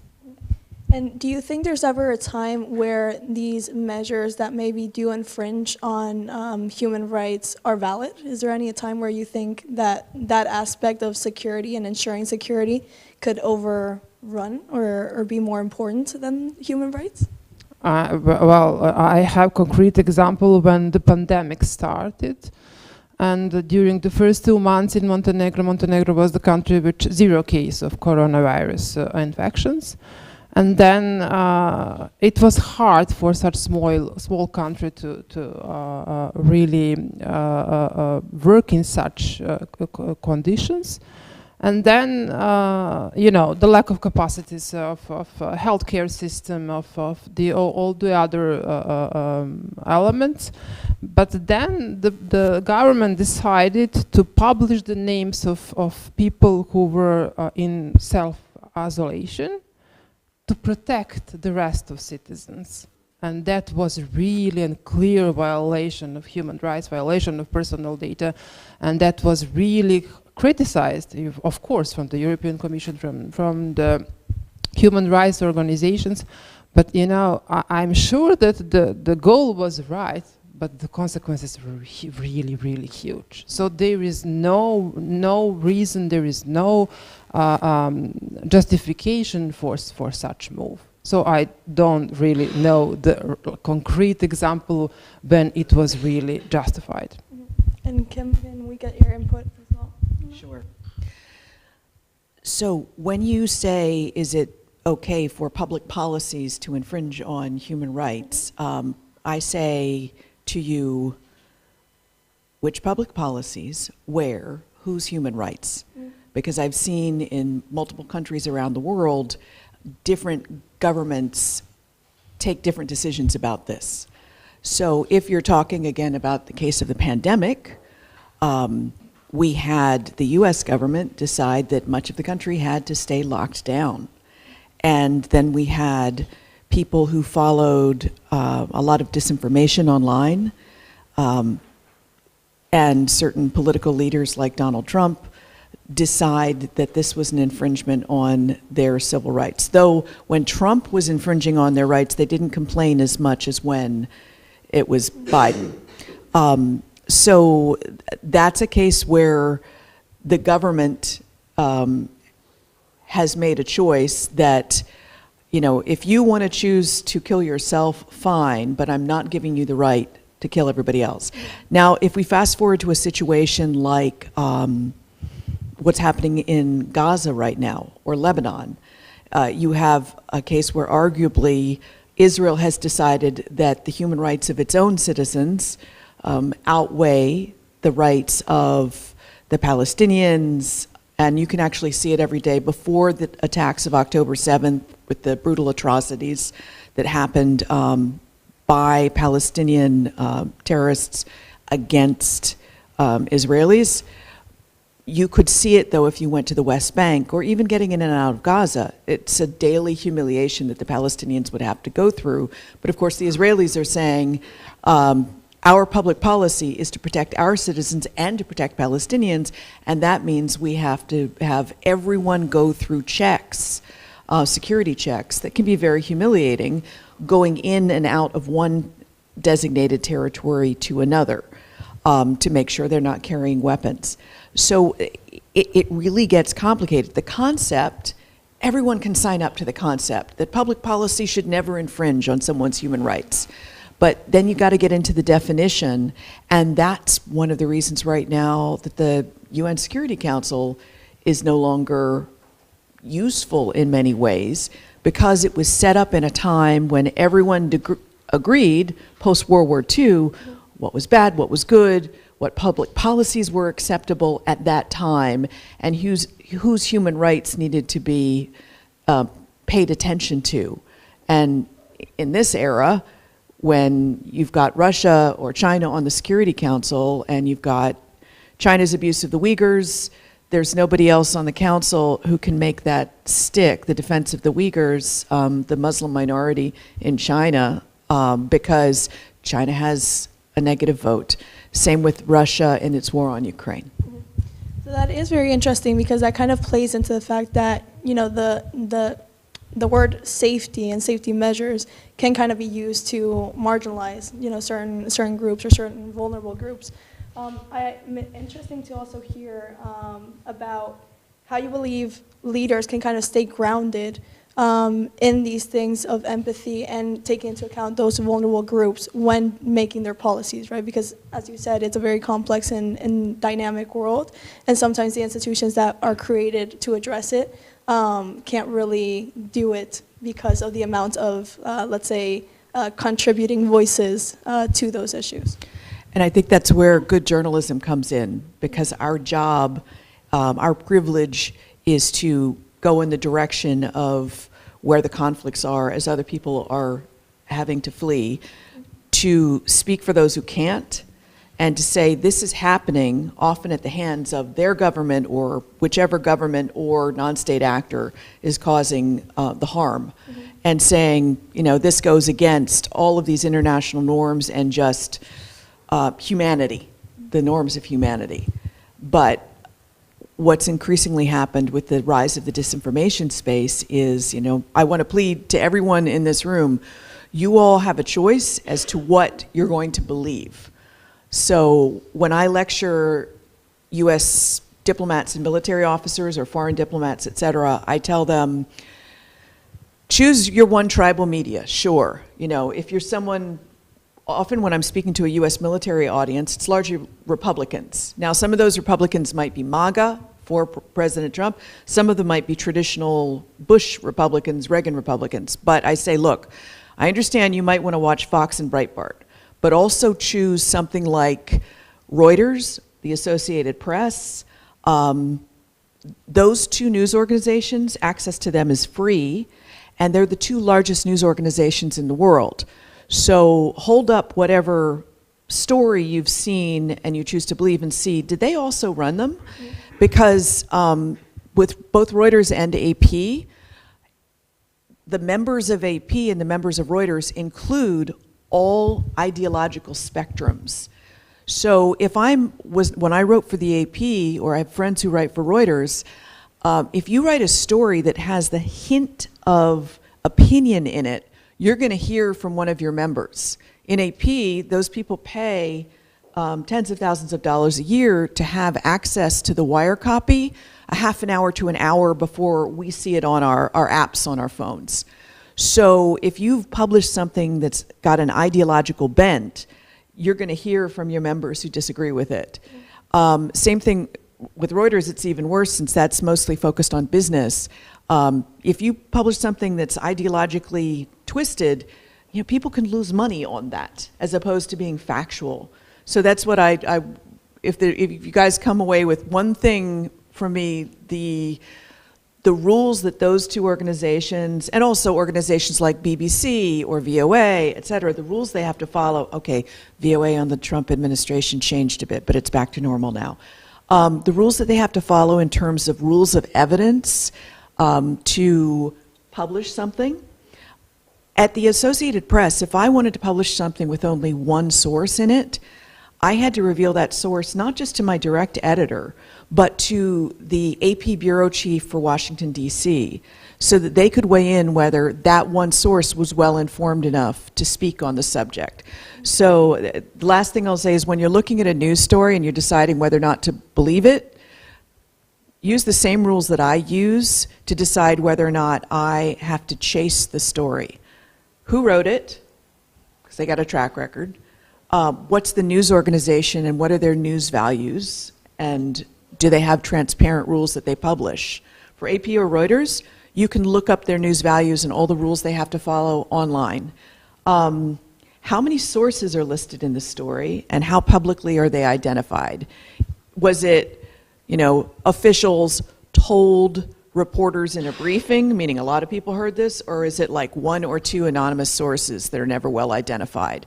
So weigh every story that you see, whether or not, and decide, use those tools to decide whether or not to believe it, which is a little far afield from what we were originally talking about. No, but it goes in really, really greatly and segues really greatly into kind of my next question, which is, obviously we've seen the importance of disinformation, of how media is used and how focal of a point it is in order to make sure that those human rights and those, let's say, minimum standards have to be met.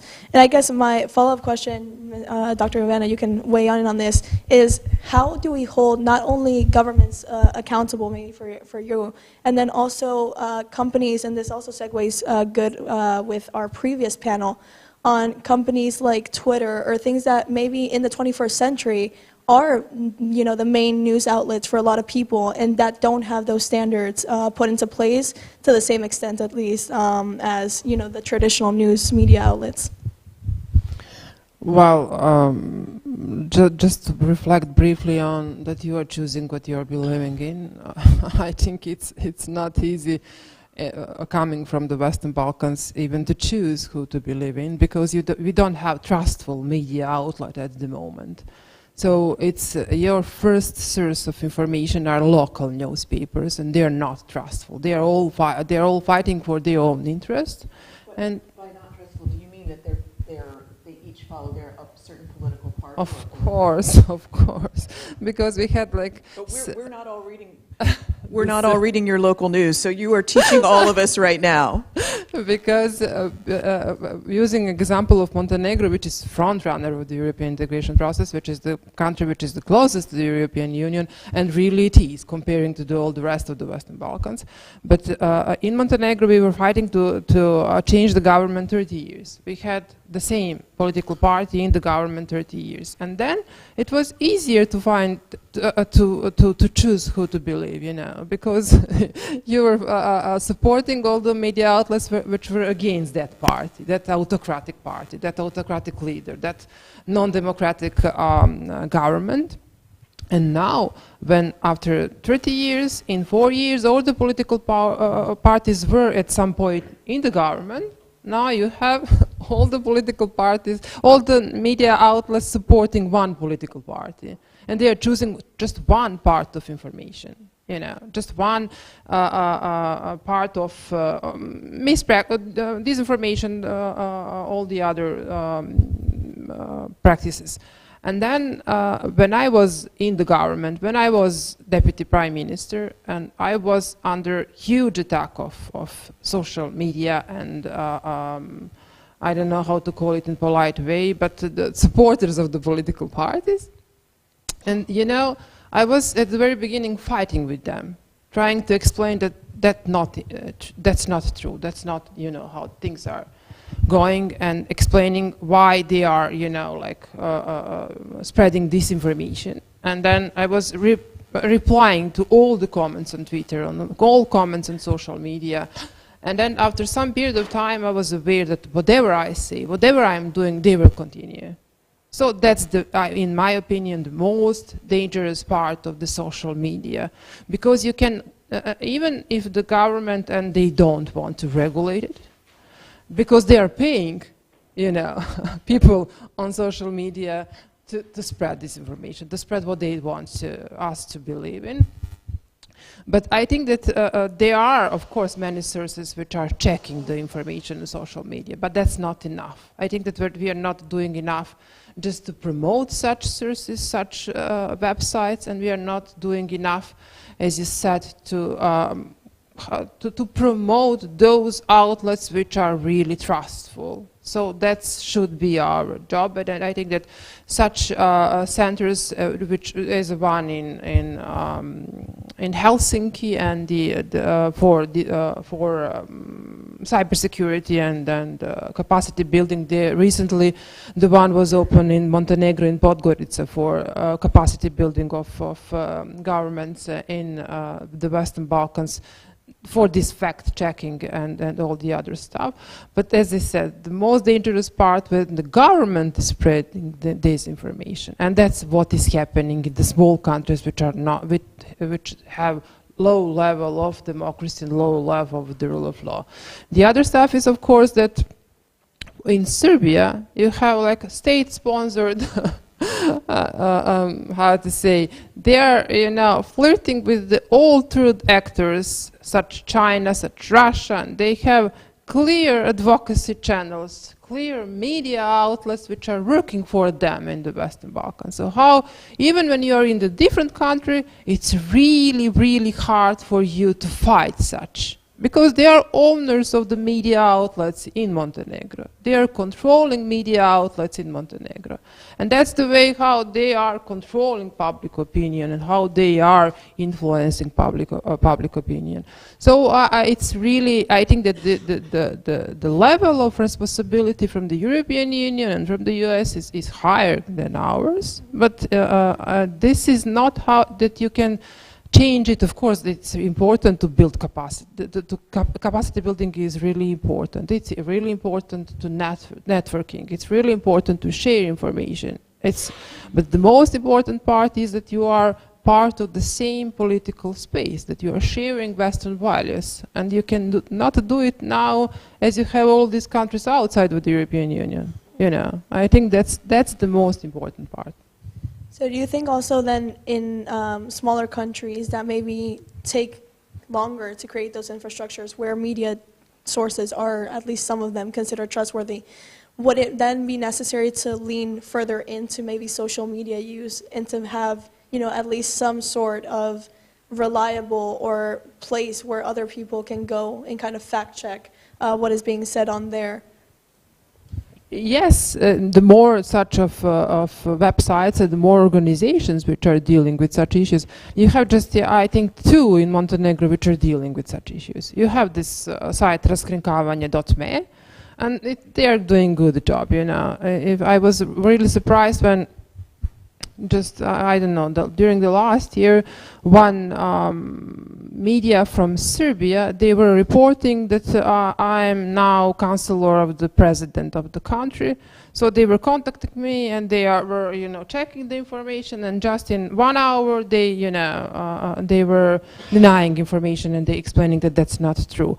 But, if it was on me, it was really harder to explain that that's not true. So it's really, the lack of capacity is obvious, and then also, how the other part of society is fighting those organizations. They are still accusing them that they are cooperating with this former government which was there for 30 years. So if you are telling the truth, you are working from some best for Soros, for all the other, who are against, I don't know, this radical radical movements and radical parties. And then just to use a case of North Macedonia, where at some point it was the wiretaps were leaked, that thousands of citizens of North Macedonia were under secret surveillance measures. Of course, not under the law. So that was something which is, there was huge scandal, but what helped at that moment is that the European Commission formed the ad hoc mission who investigated what happened there, and then they published a report, they published recommendations, and they were, after some period of time, into monitoring mission, checking what happened on the ground. So I think that we are not able to improve situation on the ground by ourselves. We really need this kind of support from the outside.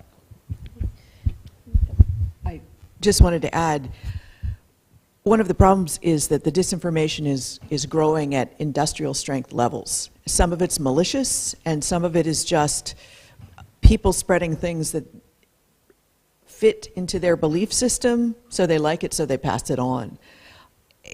When things like Facebook first came out, there was a large number of people who believed if they saw it on Facebook, even if they saw it on Google, it must be true. And then places like the Pew Research Organization have done polls, and people are no longer as likely to believe it just because they saw it on Facebook. They've gotten more skeptical. But now that's got to change with the other social media outlets that have spread stuff.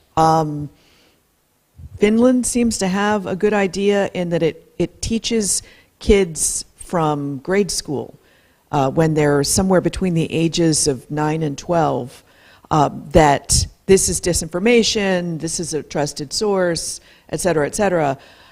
We need that at an industrial level across the world, but in the US, every single one of the 50 states controls locally what their education is. So the federal government in my country can't change that overnight. So what you have is a situation where, you know, the report you mentioned, the situation you mentioned where there was some sort of a crackdown on one part of the Western Balkans and then the EU investigated. I bet the news reports or the social media posts about the original crackdown got millions more views than the ultimate report did. So there was a case in the States recently where a deep fake recording was spread of a black principal in Baltimore saying anti-Semitic things. It was totally fake. The police later found out that the school's janitor was being fired because he was a bad janitor. Do you guys know what a janitor is? Like cleans the bathrooms and stuff. He was being fired, so he used some off-the-shelf system to create the principal's voice saying these false things. Even though the police debunked it, etc., news reporters were still able to find people who were angry at him, even though they acknowledged it was totally fake.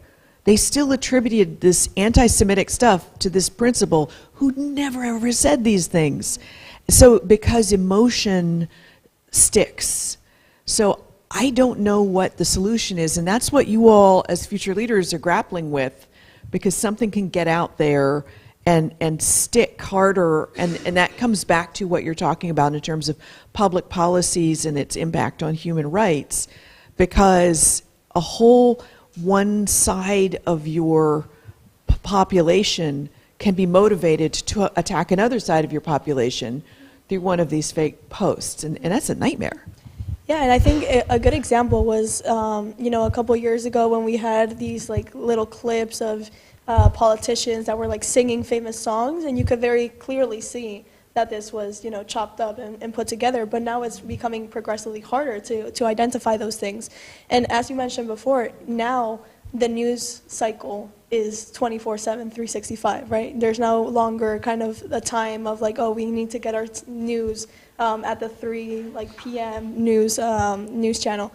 And I think that also comes in really great when you think about the future of governments and policy, how crucial it is for them to start working a bit closer with private companies, right? Because at the end of the day, yes, a company like Twitter, a company like Facebook is a private company, but once it starts becoming such an integral part of the citizens and how they get information, and as you said, an image is worth 1,000 words, and even if it's debunked, that stays in the mind for a lot longer.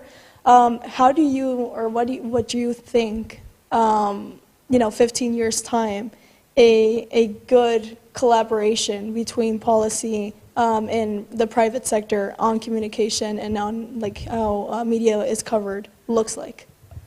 So before turning it over to you, I'll say in the U.S., the news outlets are private operations.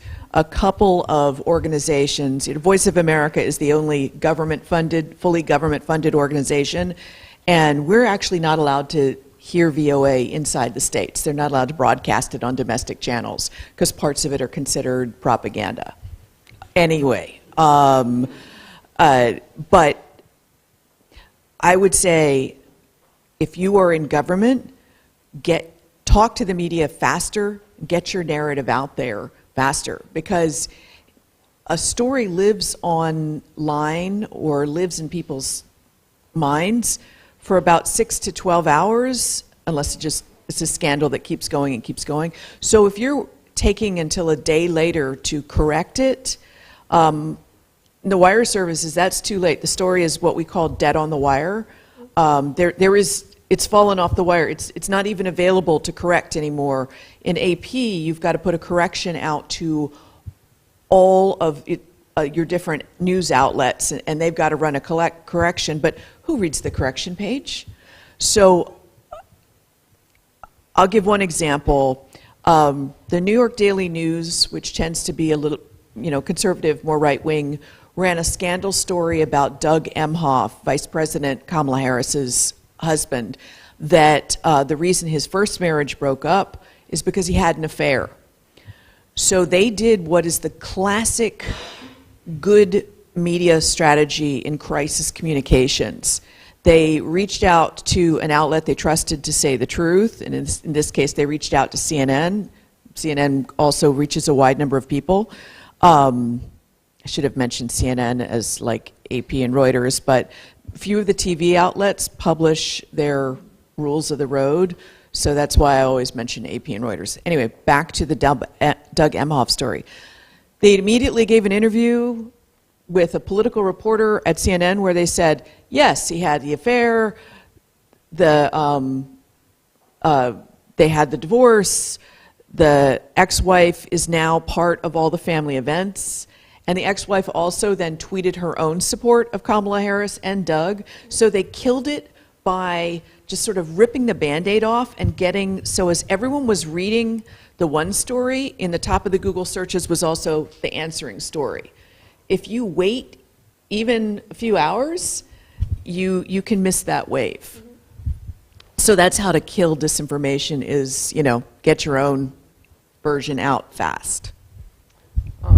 But there is even, I think that now it's a trend when politicians and public officials, when they are posting something on Twitter, on social media, media is always reposting it. So I think that's the fastest way to react on something, which has, of course, both positive and negative sides. I think that, for example, they are even now reposting me, even though I'm not any longer a public official, and I'm using Twitter often as kind of channel of for my frustrations, because if I'm not satisfied with how things are happening and how things are developing in the Western Balkans and Montenegro, of course I'm reacting. And that's not always, the way how you should. So I think that it's good that you have this first-hand tool to react on something, but we have to use it carefully. And that's the first thing. The second thing, how to improve quality of reporting. I think that and this kind of cooperation between business sector, private firms and media outlets. The most important part is, of course, transparency, media ownership. That's something which is not well regulated in the Western Balkans, and it's really important to know whether this, I don't know, national, local television there is kind of ownership from Russia, or there is kind of ownership from US. Of course, there will always be a part of the public who will criticize that because it's from the Western, or it's from the West, it's from East. But it's really important to have this kind of transparency and where the money comes from. And in order to have this kind of cooperation between public sector who is investing in media, it's really important, of course, as I said, to know where the money comes from. And the other part is, of course, that media literacy in the Western Balkans and the rest. That's something which we are not investing enough. I think that the government, as a state, has to invest more in it. So if you have more knowledge in media sector, you will fight better disinformation, you will fight better quality, you will provide better quality. So this is something where we really need support, and I think that in my opinion, this is how it starts, this professionalism in media. I just wanted to add, it also sounds like your previous panel was about, you know, do we need to ask Twitter, et cetera, to censor what's on there? But, no, well, okay, yeah, well, just I'll bring up the censorship question because it's talked about a lot. X has started doing this thing where they will fact check posts, and I'll get a notification even a day later that a post that I comment on or retweeted, et cetera, has had a correction appended, and it's fascinating. I've learned a lot. Yes, yes, and they're great. If only they would use them on Elon Musk. But they don't fact check his. And so, look, we're all, the problem is now a bunch of private companies have gotten into a space where they're spreading things as widely as a publication would, and this kind of misnomer question gets asked, why don't we hold them to the same standards that we hold publishers to? Well, publishers in the States are private business owners, and they've got the First Amendment of the Constitution in the States, which gives them the right to intellectual free speech. So a lot of this stuff, you don't have to fact check. So you can almost demand more that a Facebook and an X fact check someone than you can demand. You can't sue Breitbart for a typo. You can sue for something like Dominion Voting suing Fox because they maliciously got something wrong over and over again, and a court decided yes. But so it comes back to, again, like you said, media literacy. You got to get to the public so that they understand, you know, what they're ingesting, and that takes 10 to 20 years. And kind of shifting gears from the media, but in terms of how politicians guide policy and kind of make sure that in times of crisis, not only is the immediate military reaction or immediate security issues tackled, but that we also keep in mind those human rights violations and other vulnerable groups that are being affected. How would you think, or what is your thoughts on how that should be tackled better in the future, as well as, just how, I lost my train of thought. Well, could you give an example of a place or something that you're thinking of? So a couple issues come to mind. For example, I don't want to bring up certain political issues right now, because I know it's a conflicting issue. So for example, in Ecuador, that they have a lot of restrictions, or in Honduras, a lot of Latin American countries have restrictions that were put in temporarily because of organized crime is increasing, so we're going to start putting curfews on people, we're going to start allowing, the police or the military to just do whatever kind of they want or see fit. Yeah, but those kind of are overreaching And now the UN has opened investigations on a lot of human rights violations in some of these countries because of those restrictions, overreach where they are. So I guess, how do you ensure that when making policies, when making those restrictions that, maybe are out of the norm, first of all, you ensure that they don't become established as permanent. And second, how do you ensure that it's monitored, because it can be a very slippery slope in terms of how people abuse those powers that are momentarily given. And I think the pandemic, we also kind of saw the limit of where a restriction is valid and where it's beginning to become a restriction on, human rights. As I said at the very beginning, the rule of law is key. But if you are trying to, push and to make a pressure on autocrat to follow the rule of law, it's impossible stuff. Just you mentioned how it's easy, to go further in restricting the human rights in time of crisis. But as I tried to explain, it's also in regular circumstances where you don't have democratic system.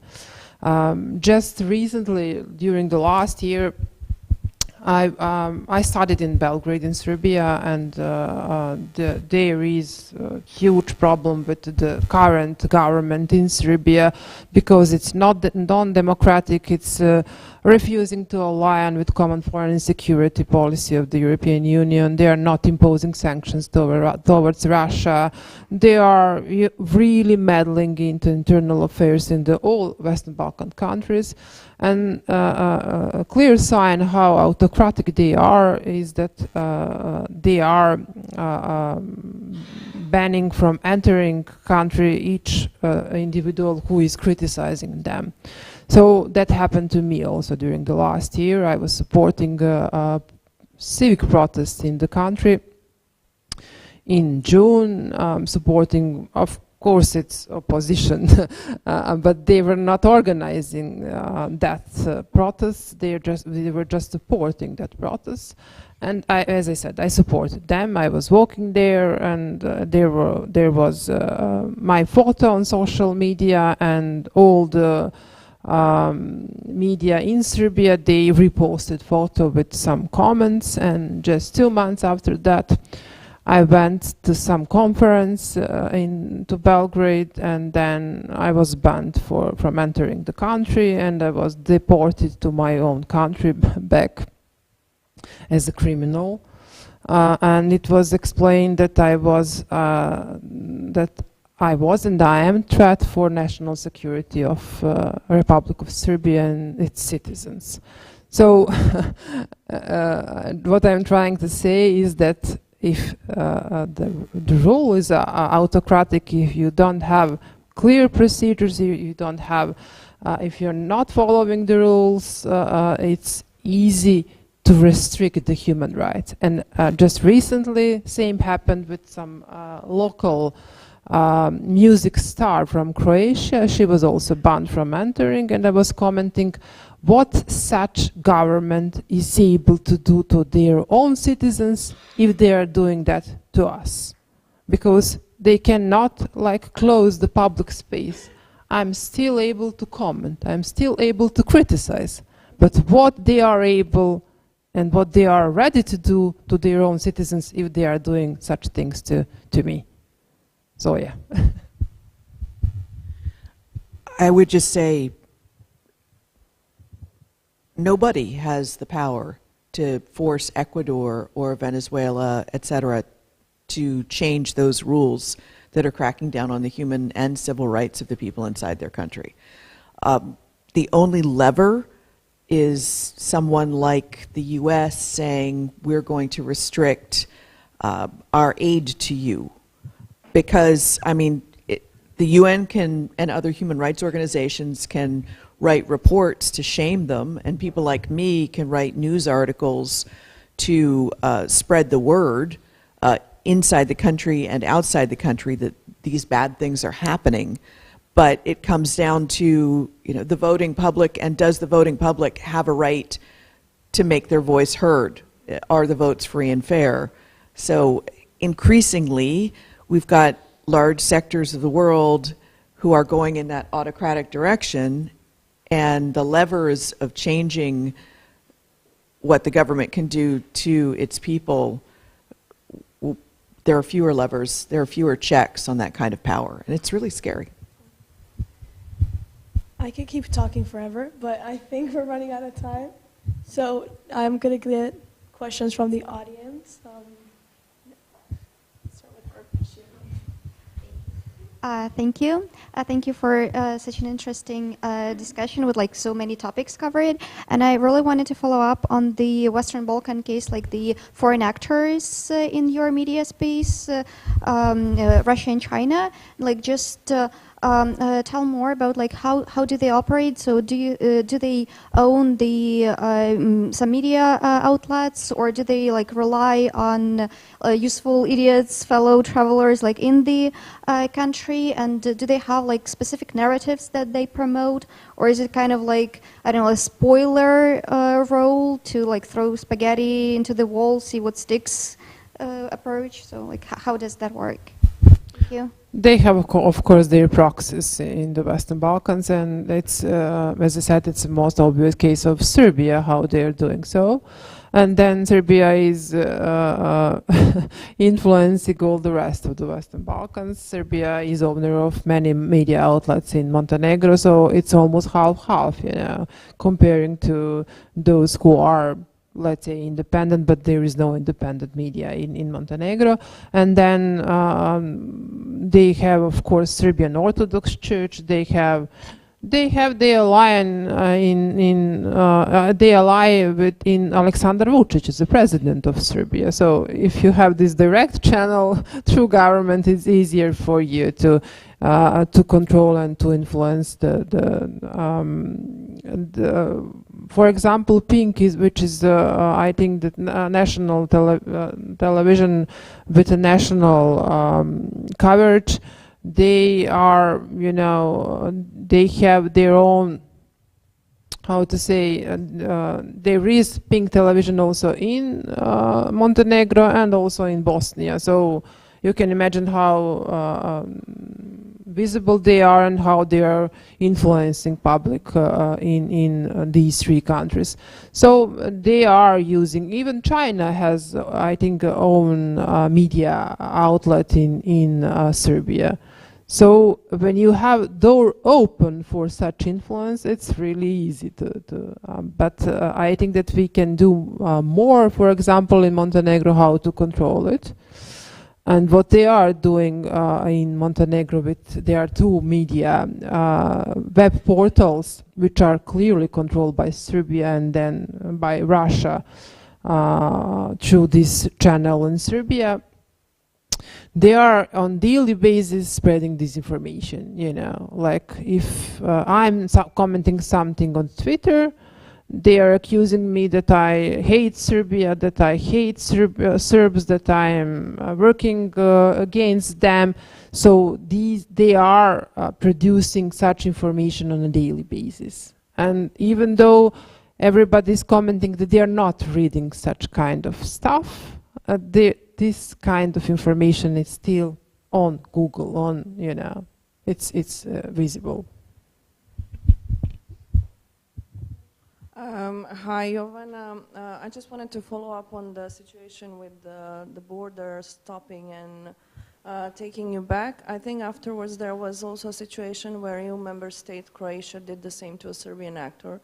So obviously those dynamics of, I don't know, tit for tat in between the countries is still, you know, vibrant, and it's both EU accession and EU member states. I wanted to ask a question on related to the Western Balkans EU accession, given that, you know, the latest dynamics and developments, you're expert on the topic, the point of view related to the latest, you know, opening of chapters with Ukraine, Moldova, and Georgia, vis-a-vis the 20-year process of the Western Balkan countries. And also having into consideration that, you know, as a region we're 22 million, while you have a war-torn country with 40 million people that has to be somehow, let's say, economically pushed, renovated, And you know, in order to be on some kind of level to join the union, given that it was always said that it's merit-based process, there are Copenhagen criteria, but now we see something different. I understand sentiment and solidarity and etc., but obviously the reality doesn't show that. Actually there is some kind of process and structured manner to be part of let's say, this alliance so-called. And last I would finish, the last enlargement happened in 2007 or 9, so it's been 17 years. We may even conclude that the union forgot how to enlarge. So some points on this matter. Thank you.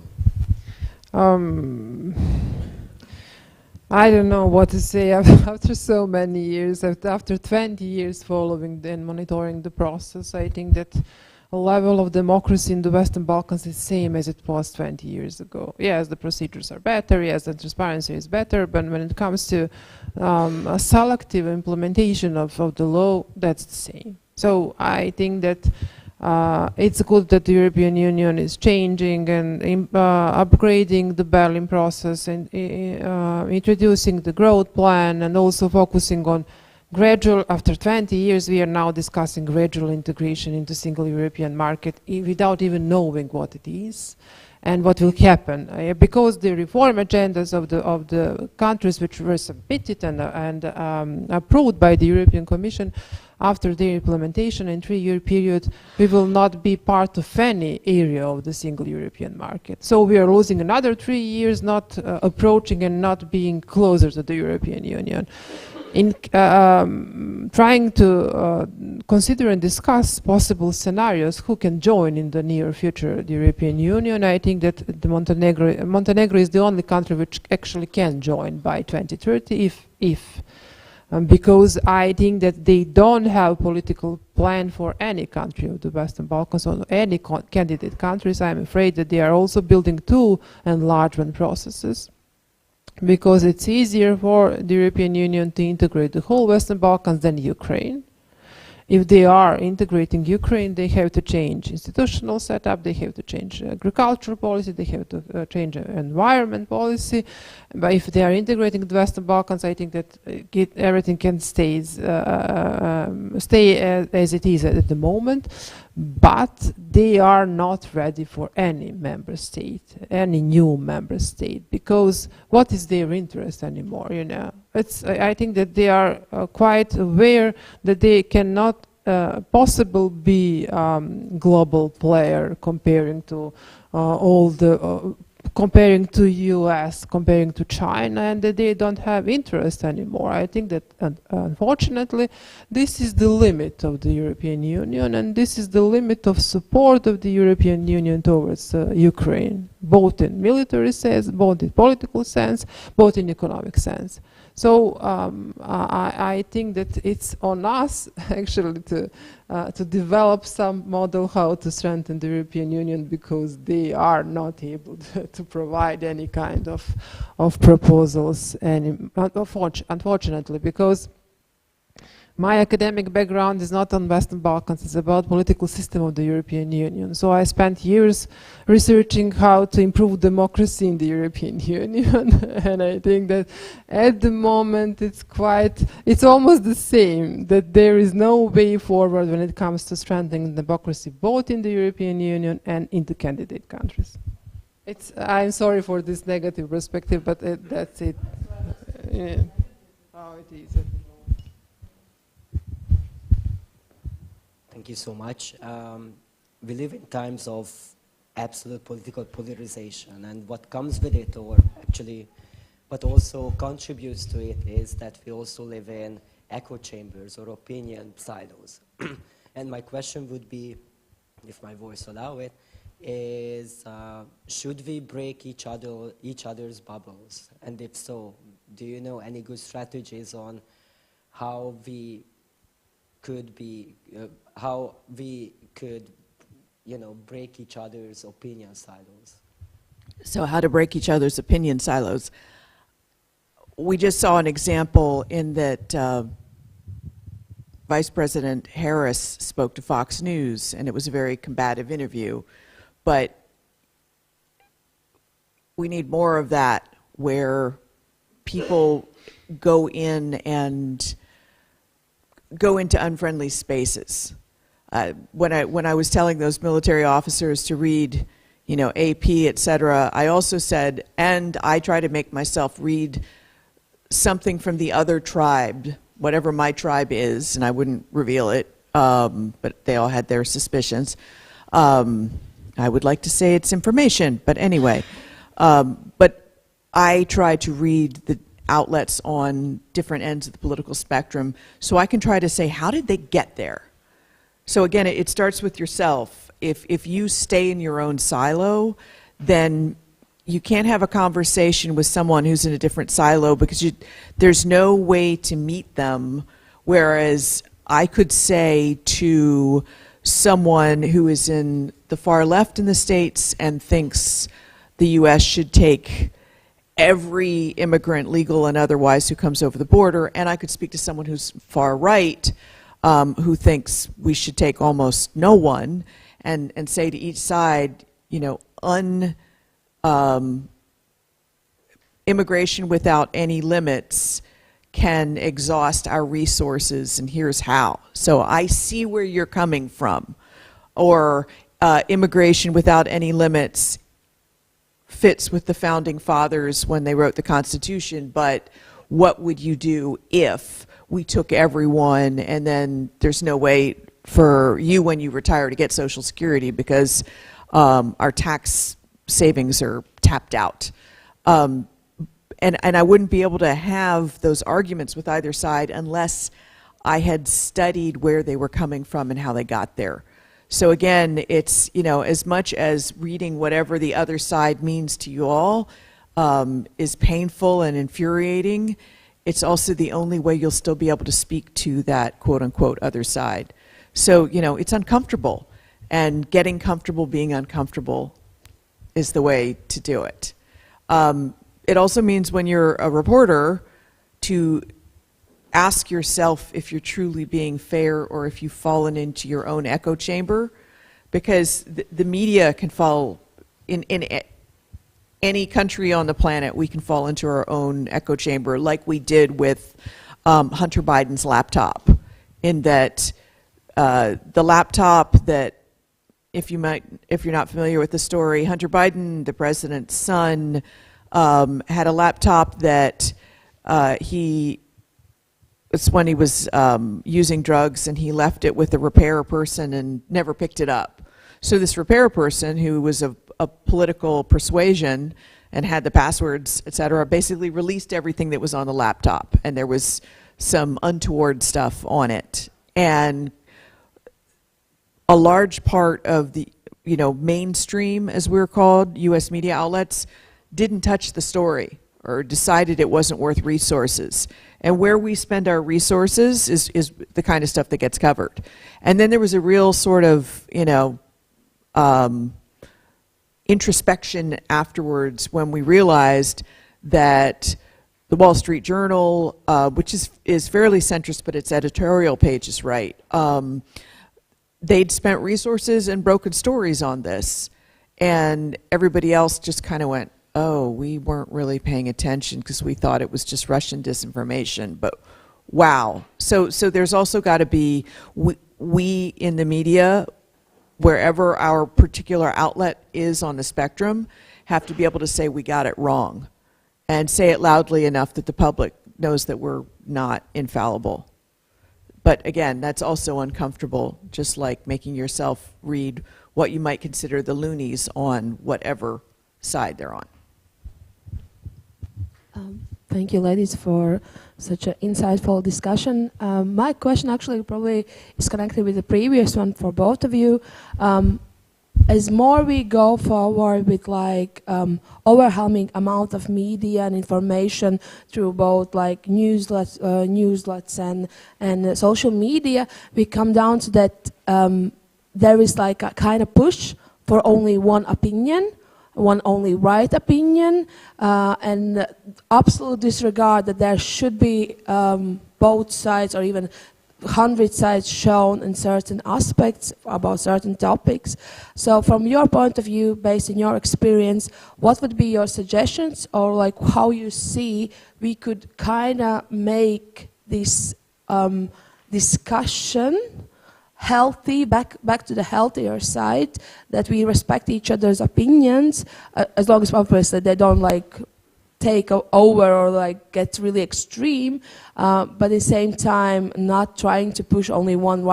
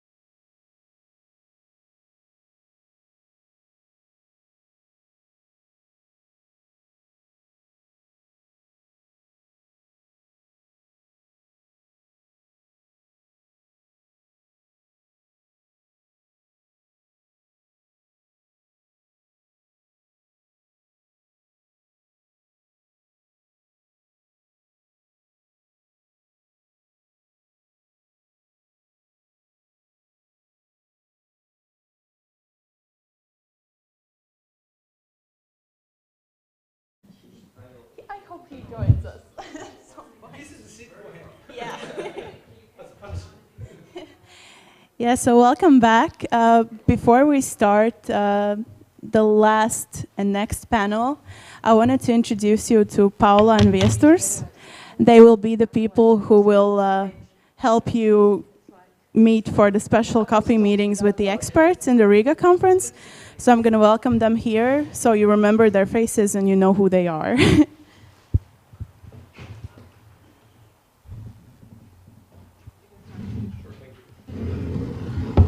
Hello.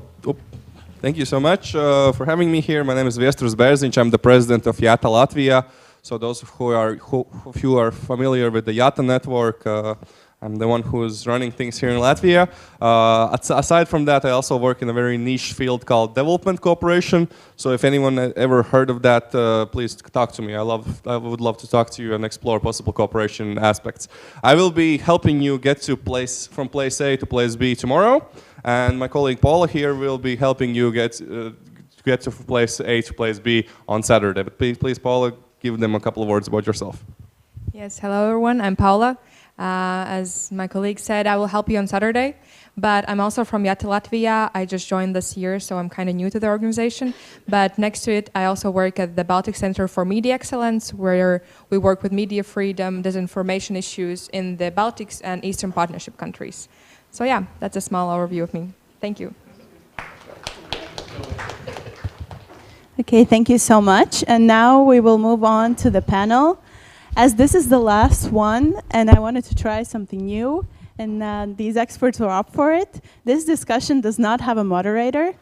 So the format is, they introduce themselves, they tell a story of their choice from their life or their career, and you need to ask questions. And you've been a really active crowd these 2 days, so I'm not even the slightest bit worried about it being silent here.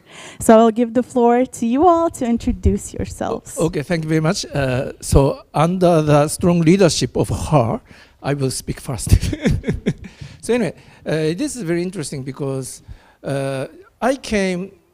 Japan is known to be one of the most punctual people. So I came here like 20 minutes before the session, and I could see nobody. Then she came like 5 minutes before, so I make time. But the third, yeah, she was waiting. Right. And I don't know who is the third person who will be coming. Maybe an hour later. Not Italian, but somebody Latin or whatever. Already a cultural bias. Yeah. Let's forget about it. So anyway, to be serious, thank you very much for having me. So my name is Hiro Akita. I'm an opinion writer of Nikkei. Nikkei is like Financial Times. Actually, Nikkei and FT have a partnership. And I was a Beijing correspondent and Washington, D.C. correspondent, and also have worked at the Financial Times London headquarters for several months to write editorials. So maybe to start with, by the way, this is the first experience for me to join a session without moderator. So it is also without topic and without the third panelist. But I think it is also a good format to have a very active discussion. So I just want to make two short comments to share with my journalistic perspective, especially based in Tokyo. First is about my observation of the current world order, which is, to be honest, very gloomy. And second is about how to deal with it as a profession, as an individual. So first, my view of the world. Since I'm an opinion writer who's in charge, who is covering foreign affairs and international security, so I have been traveling all the time. So last year I traveled 14 times, mostly intercontinental trips, and then this is the 11th trip this year. And 2/3 of the place I visited were either at the war like Ukraine last December, or Middle East, or at the risk of the war, like India or Philippines, and also Georgia, Tbilisi, twice. So I'm a journalist, so based on what I experienced and what I saw, I have my conclusion of that as of today is that post-war era, which lasted for 80 years, or if we start counting from the end of Cold War, about 30 years. Anyway, post-war era had genuinely ended. Now we are in a pre-war era, or maybe we are in an inter-war period. So what we should do together is to sustain this pre-war and avoid that world will slide into the Third World War. But I worry that there is a risk of Third World War, to be honest. Maybe because I'm from one of the most dangerous geopolitical location. Japan is surrounded by big bear, which is Russia, and also big dragon, which is China, and also North Korea. North Korea is maybe like a tornado, and they also have a nuke, and they sometimes launch missiles over the head of Japan. And Russia has been occupying Japanese territory, northern territory, for more than 80 years.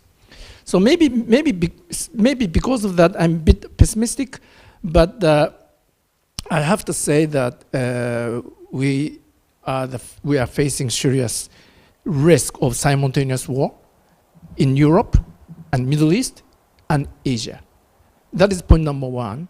And point number two on the first comment, the reason why I think that way is, as I travel, I feel that there is a growing connectivities or growing interaction among the wars in Europe or Ukraine, Europe, and Middle East, and also crisis in Asia. Because last year, I thought that those conflict or wars are going or escalating separately. But this year, I think that they are interacting each other like creatures. One example, Russia and North Korea's military cooperation. North Korea, according to a Ukraine authority estimate, North Korea had already provided 2.8 million artillery shells to Russia. And those artillery shells are actually killing many Ukrainian people. And also there is a report which seems to be quite true, that North Korea is about to deploy or send its soldiers to the Russian occupied territory. And according to the Washington Post, which I haven't confirmed, several thousands of North Korean soldiers are being trained in Russia, and then they will be deployed in Ukraine, Russian occupation territory. It seems to me they keep running away. Yeah, I hope so. Yeah. Oh yeah. I hope that everybody will leave, but anyway, that is what has been reported. Maybe they will leave. So anyway, and also China has been supplying dual-use materials. According to a U.S. estimate, 70% of the machinery Russia import are from China, and also 90% of electronics are from China. And all those materials are necessary for Russia to mass produce weapons. So my point is that Russia and North Korea, and Russia and China, and likewise, Russia and Iran are collaborating each other also. So if we do not tackle with this kind of emergence of, there are many names, but the axis of upheaval, axis of either anger or axis of war, axis of autocrats. I think the world is becoming more similar to that of 1930s, when Japan, Germany, and Italy formulated axis to challenge against existing order. So that is my first point. And maybe I spoke too long. Maybe I will get back to on the second point. Yeah. Yes. Hello, everybody. It's very nice to be spending some time with you in this beautiful city of Riga, which I discovered for the first time in January '93. I will come back to that. I understand from Elizabete that you might also have an interest in listening to my trajectory before, with my Japanese colleague, we jump into the very serious matters of war scare, order, disorder. Right, that's, I think, what was expected in part. So I'm a university professor, I'm a researcher. I am a professor at Sciences Po University, which is a leading school in social sciences, law, economics, history. And actually I studied there. I did my BA at Sciences Po, but before that I studied, I was very young and out of the lycée in Paris, and I thought, one thing that was important was to go somewhere else and be perfectly fluent in English. And so I did my first year in social sciences, social studies, I think it was called, at Essex University in England. At the time, it was a very neo-radical university. For example, I had a seminar in anarchism at the age of 17. It's something probably wouldn't have never experienced in Paris or Berlin. But it was a formidable experience. Plus, everybody, all my mates there, had read or pretended to have read Karl Marx, Capital. But it was really an extraordinary experience. And I decided that I would do that my whole life. Then I studied in Bologna, Italy. I studied at Harvard University in the US, and I've been teaching at the London School of Economics in 2008-10. I've been teaching in Moscow at MGIMO, at Tver University, Saratov Institute of Law, and various other places, because there was a golden period between, let's say, the 1987-88 until the early years of the first Putin decade, where I could go wherever I wanted. Just go, buy a train ticket, get on it, go to Nizhny Novgorod, go to Saratov, go anywhere. I would always try not to take a plane. Trains were safer, and it's a wonderful place to meet, talk, and understand a lot more about the country. Maybe you're wondering, why I became, I would say, a mono-studied scholar. That is, I was trained at Harvard as a Sovietologist, because that was just before Gorbachev. It seems to you like the Middle Ages, but I can assure you that my last trips to Moscow, which date back to the end of 2018, because by then I decided I should not go back. And I explain to you why, if you ask me the question later. Is that it's just amazing when you have done your first student trips and then academic trips to the Soviet Union, to the Soviet Academy of Sciences, and you're in Moscow, in 2017-18, it's completely, you know, it's vertigo. You know, and it looks sort of capitalist and rich, and you know, there's nothing about communism or about anything. But I was being followed everywhere. You know, my last visit. Actually, my very last conversation with Alexei Navalny, you know, a leader of the Russian democratic opposition, who was poisoned in 2020 before being killed in a camp in February in the far north of Russia. So I was going to see him in his office south of Moscow, as I always did when I was in Moscow. And then it was just clear that nothing was right. Being followed, and then I see Alexei really nervous. Usually he was very cool, and then he explained that just the day before, you know, they had been raided, you know, and so nobody would even adventure oneself on the floor where his offices were.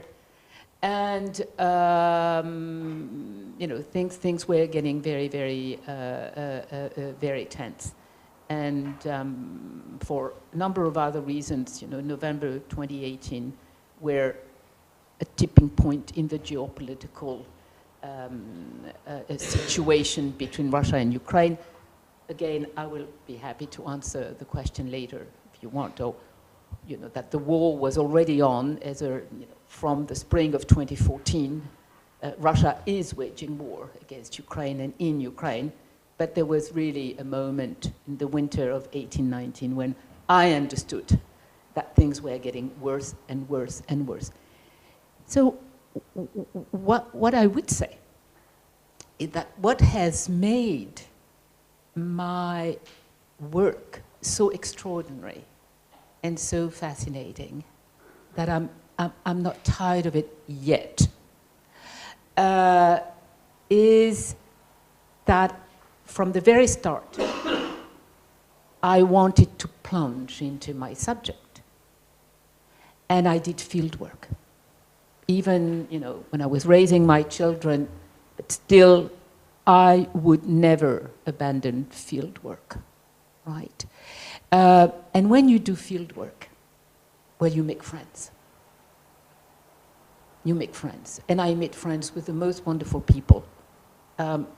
What's been very tough, it was a moment when I wanted to stop, is when they get killed. Anna Politkovskaya, the great journalist and reporter, was killed. She was my friend. I had met her in Moscow a few weeks earlier. I was just publishing her very last book in French. You know, that was horrible. And then Boris Nemtsov was assassinated. Boris explained everything to me in 1999, after Putin was placed as at the head of the government to succeed Yeltsin, but in actual fact to start a second campaign against Chechnya. That's why he was chosen as the FSB leader, not for any other reason. I never say that he was elected, because elections were already not honest and certainly very unfair in 1999 and 2000. That's another subject we'll be discussing. And then, well, Alexei Navalny. And the only good news recently is the exchange of prisoners on the 1st of August this year. So 3 of my very close friends were freed. You know, Vladimir Kara-Murza, I've been working with him for 20 years.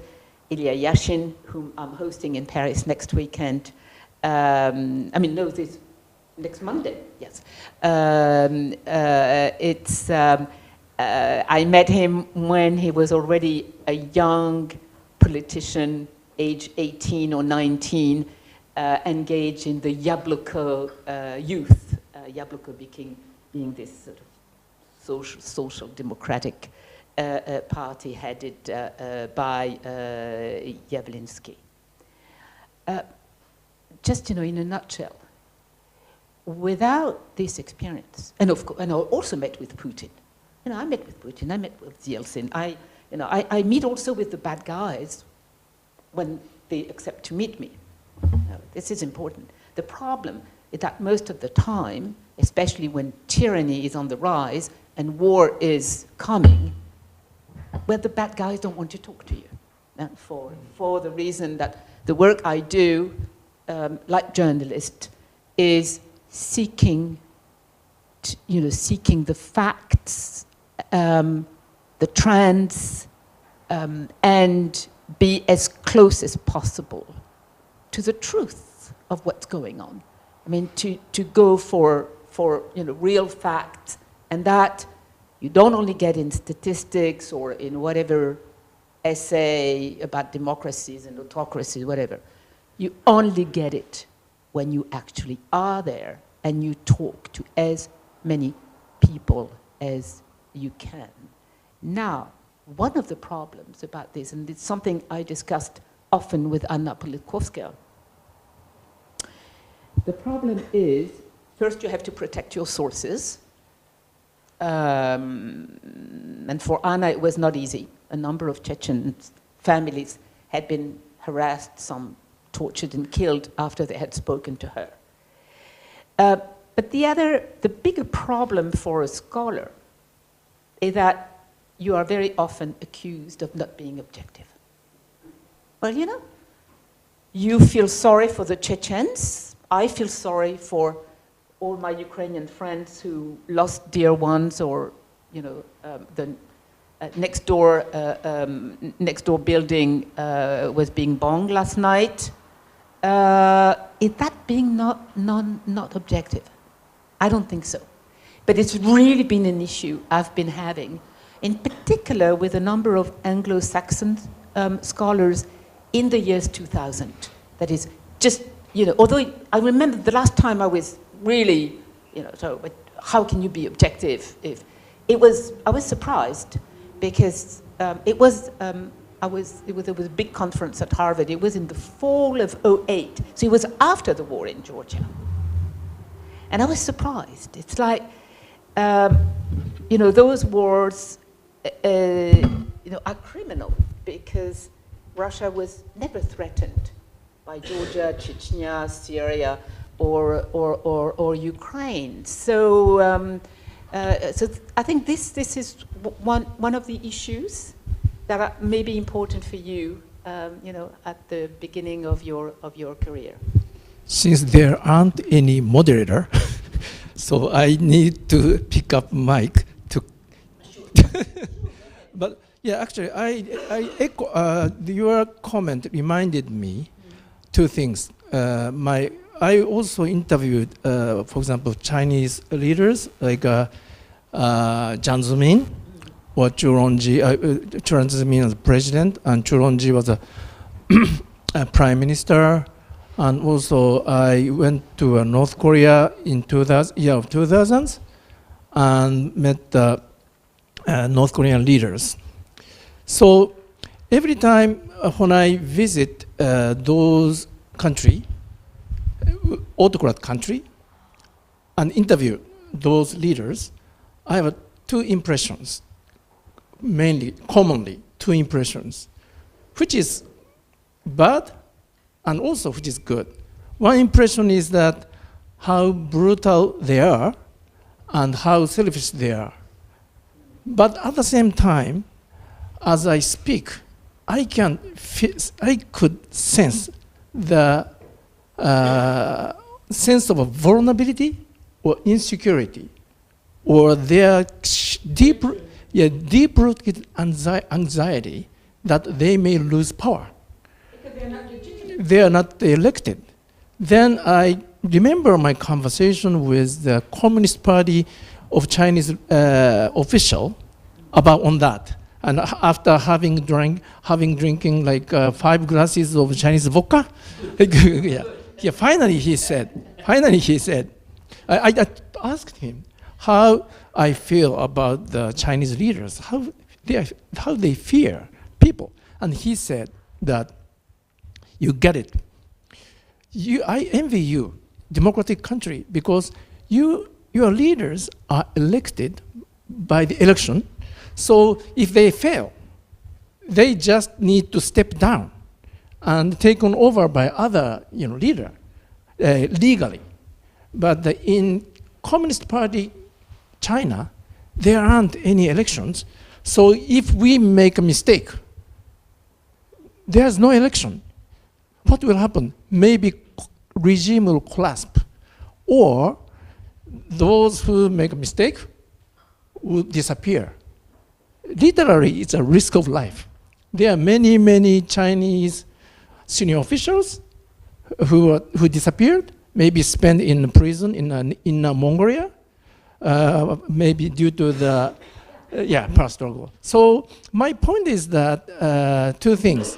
One good news is that we have election. Election is very, very chaotic. I'm not talking only about the coming election in the U.S., but the U.S. definitely it is. Of course, I worry about everybody worry about it. But I think election is chaotic, but also election is very great because it is self-collecting system. We can, replace the leader legitimately, legally. And so in that sense, all those, so I mentioned about China, North Korea, Iran, and Russia, all those leaders, including Putin, behave themselves as a strong man, but they are very vulnerable. So I think that the time is on our side, and we have to endure. It's almost like a short track. They will be able to win. Short track, like a short track, but it is not the 1 hour or 2 hours, but it is like 5 years, 10 years, but 30 years. But I don't see any autocratic regime that lasted for 100 years. Even Ottoman Empire collapsed. Habsburg Empire collapsed. Every empire had collapsed. But for example, US, there are civil war. There are political civil war now. But for example, United States exists more than 200 years under the regime change under the election. So I think that I'd like to end my comment with a positive note that if it is marathon, decades of marathon, democracy will definitely prevail. But it is better for us to shorten the period, shorten the kind of lead time by which we can win. So that is my point. Yeah. Yes, I fully agree with what you said. So I'll just say a few words and then we can open the discussion, of course. It's always what I have felt with Putin and many of the people around him is fear. They live in total fear for exactly the reasons you said. That is, the principle of autocracies now, I call Russia a dictatorship, even if it still has loopholes. But the problem is the leader wants to lock himself up at the very top, and then he cannot escape. Because the whole rise of tyranny is to put an end, to hollow out all public institutions, including the institution of universal suffrage and representation. And they absolutely need to kill any process of succession. Because if you want no rotation in power, you cannot have a successor. And that is what is pushing the Putin dictatorship to the brink of the abyss today. And in my recent book, Permanent War, The Ultimate Strategy of the Kremlin, I explained this. That is how tyranny and war are one and the same, extremely vicious and fatal process that started in Russia in 1999 with the first war in Chechnya and the FSB leader coming to power when the Soviet Union and the KGB had collapsed only 8 years earlier. So this is really absolutely key. but they get trapped in their besieged fortress. And you are very right.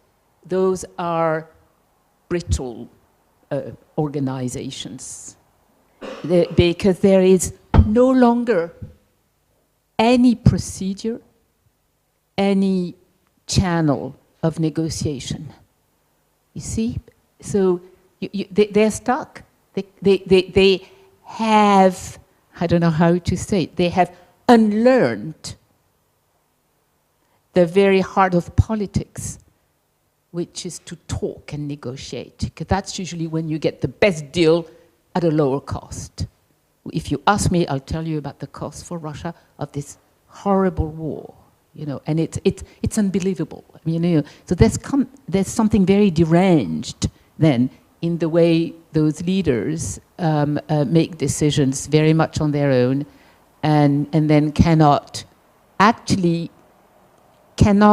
adjust to, you know, what war brings to them, which is changing everything.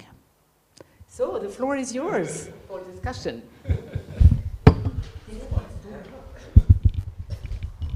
Yeah, thank you. I wanted to say before the questions, even though it may have seemed weird for you to not have a moderator, the stories just flowed out of you, and I think they were more amazing than. It was like a conversation. Yeah, you're not framed.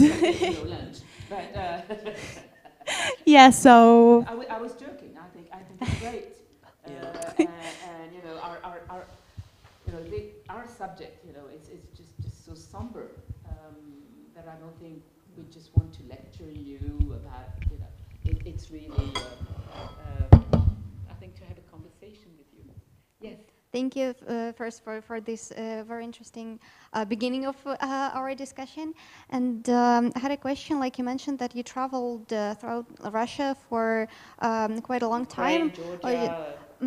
Yeah, but like I wanted to focus more on Russia in that sense. Did you see like the shift of opinions in the like broader public from the 90s till like what would that be, like late teens opinions, like in the just like in the public in Russia. So my interest is in like, was there this kind of like resentment towards the West in the 90s that like the generic one that Putin harnessed, or like was it like built up later on, so generic or created? Sure. Do we take one question, one answer? Do you want to take several? You can take one by one. Okay. Okay. Right. Okay. Thank you very much for your question. Actually, I've been working on this question for 30 years, and I've been an election monitor or observer many times in the Federation of Russia and also in Ukraine. For example, I was observing the presidential election of May 2014 in Odessa, and it was also the election of the mayor of Odessa. That was much more rodeo, because two corrupt people were trying to win. That was much more lively than Poroshenko's election, which was pretty easy in Odessa. I was also an observer in Armenia, in Georgia, and I was just 10 days ago. I spent a week in Tbilisi with a pre-electoral European mission, a mission of scholars and journalists. So. You were there too. Well, anyway, so we're very worried about the upcoming elections of the 26th of October, a bit less about the election in Moldova this coming Sunday, but still.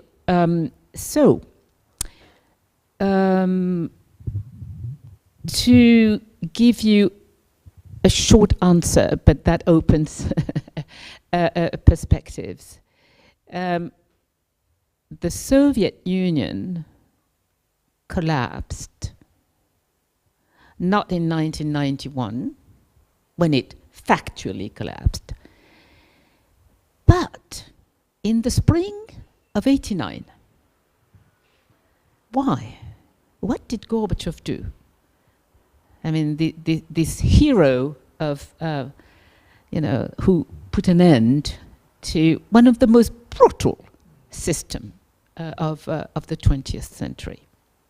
Because they never, none of them inside the Communist Party hierarchy, up to Gorbachev himself, until he really started to make declarations in 88, 89. There was never an official word about the collective responsibility of the whole leadership nomenclatura, army, KGB, and not just Stalin, for the amazing, the incredible number of casualties of that regime. I mean, that regime that killed more of its own people than really the Second World War did, or it's roughly equivalent, I don't know. And this is really also a subject I think you should all be very aware of it, because it's for your generation. It will be when the people who live in Russia, and they are not only Russians, as you know, it's a federation, when they start to understand that nothing good will happen to them and their country unless they start taking responsibility, as our friends, the Germans, started to do after 1945. If you don't work on your own history, memory, it just won't happen. You'll get another very dangerous clan taking possession of your country. And so Gorbachev, who wanted to save the Soviet Union, actually made one decision that made it collapse. It was, I think, in December 88, at the end of 88. So he or the Central Committee of the party, I think the Central Committee of the party had to vote on this, to ask the Supreme Soviet, which was the parliament in Soviet times, as you probably know, one candidate, one seat, and compulsory vote. Okay, that was the election. And they asked the Supreme Soviet, all members of the Communist Party, of course, with 2 or 3 exceptions, to revise Article 6 of the Constitution. Does any of you know what's in Article 6 of the Russian Constitution? No, Article 6 is that the Communist Party is the one and only ruling party, that there are no other parties. So it was actually just jettisoning what had made the Bolshevik system function for 70 years, which was one party rule, and that the dictatorship of the proletariat was a joke. Okay? So it was saying that other political parties could be created and could run for election. So what happens 3 months later? They have big parliamentary elections for the whole of the Soviet Union and the 15 republics all together. And people run, either as independent, and many of my colleagues, Academy of Sciences, or very well-known historians like Yuri Afanasyev, and Nobel Prize, Peace Nobel Prize, Andrei Sakharov ran and was elected. So all those good people were elected, and then this huge parliament meets. It was 2,250 people. I just want to finish this story. I think it's really important. I think it's really important, this moment, because that's where we are again today. We no longer have elections. We no longer have a parliament in Russia. So what happened is that during about 6 weeks, everybody stopped working in the Soviet Union because they were watching live television. That is, the parliamentary debates were live on television. They were live on television, right? And that's, you know, that's how it all happened. And then a year later, as you know, in your Latvian Republic and every republic a year later, there were parliamentary elections that were not the beginning, but actually the conclusion of your sovereignty struggle. To answer your question now, as of today, this is all gone. This is all gone, and it's been gone for more than 12 years. It all happened during the winter of 11-12, major protest against fraudulent elections, and then major repression. At that time, you had a public opinion in Russia. You no longer could have opposition in parliament. That stopped in 2007. But you could demonstrate. Novaya Gazeta, Echo Moskvy were still working, etc.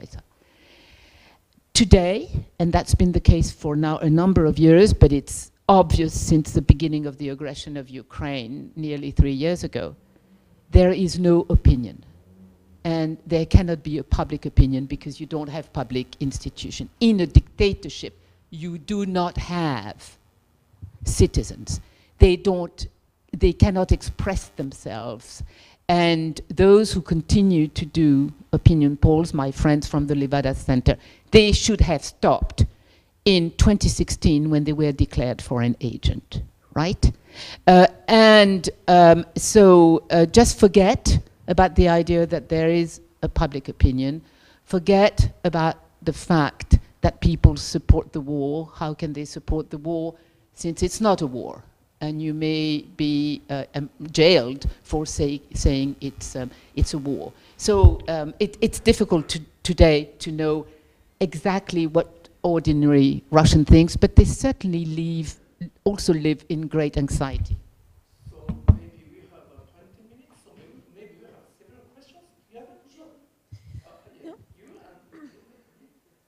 So I just wanted to kind of get your 2 cents on how you see the kind of proclamation of a date from China regarding Taiwan, and now more recently their war games surrounding Taiwan and how that might escalate, or is it being seen as a big escalation in that tension as we're seeing maybe in the reactions from the West? Do you see that as well in the APAC region?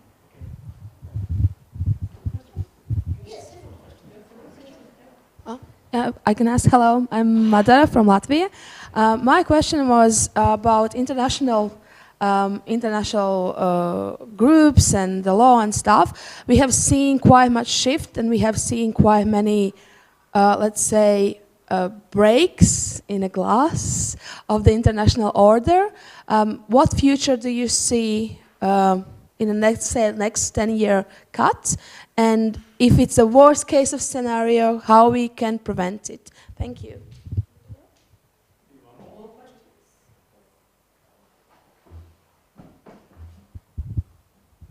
Good afternoon, my name is Maxim, I'm from Ukraine. I would like to ask you both about also your vision how we could address this issue.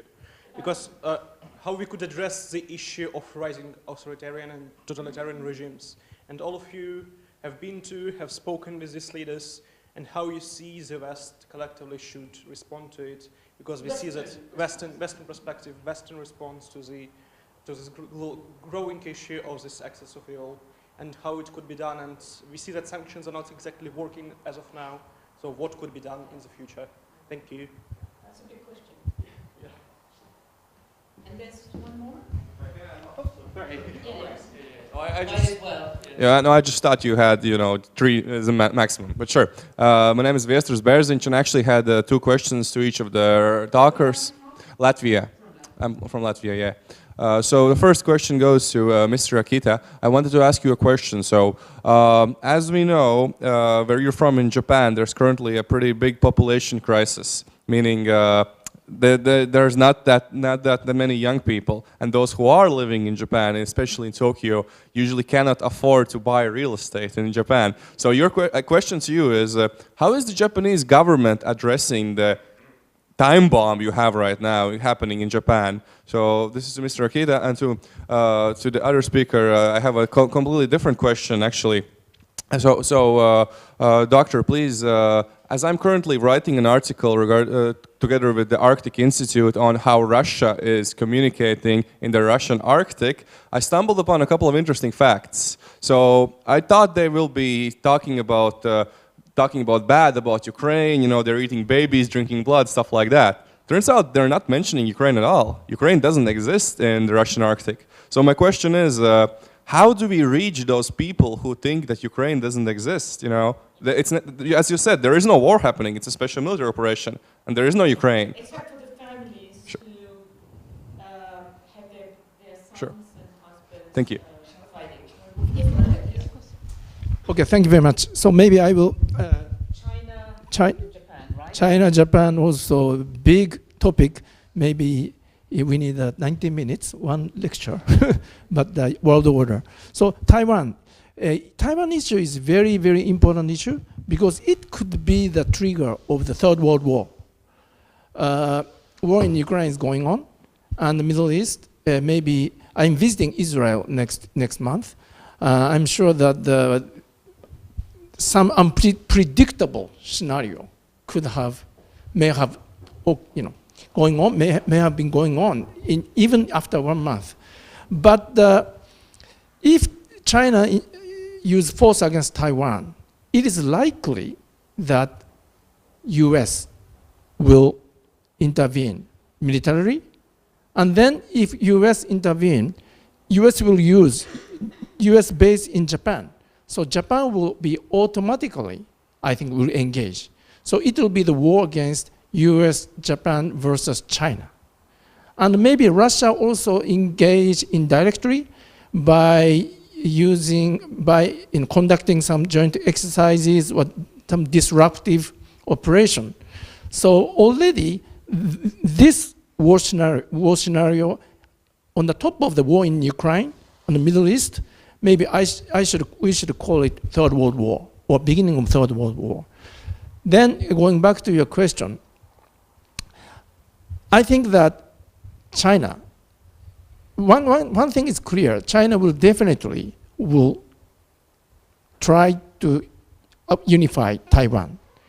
But they are not so sure today that they can do it militarily.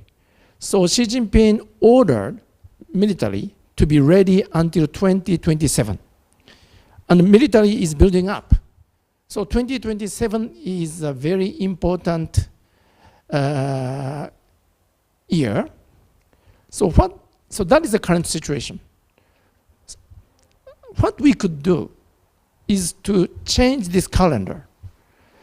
China, I don't think that China can use force against Taiwan only if they only have 100% confidence.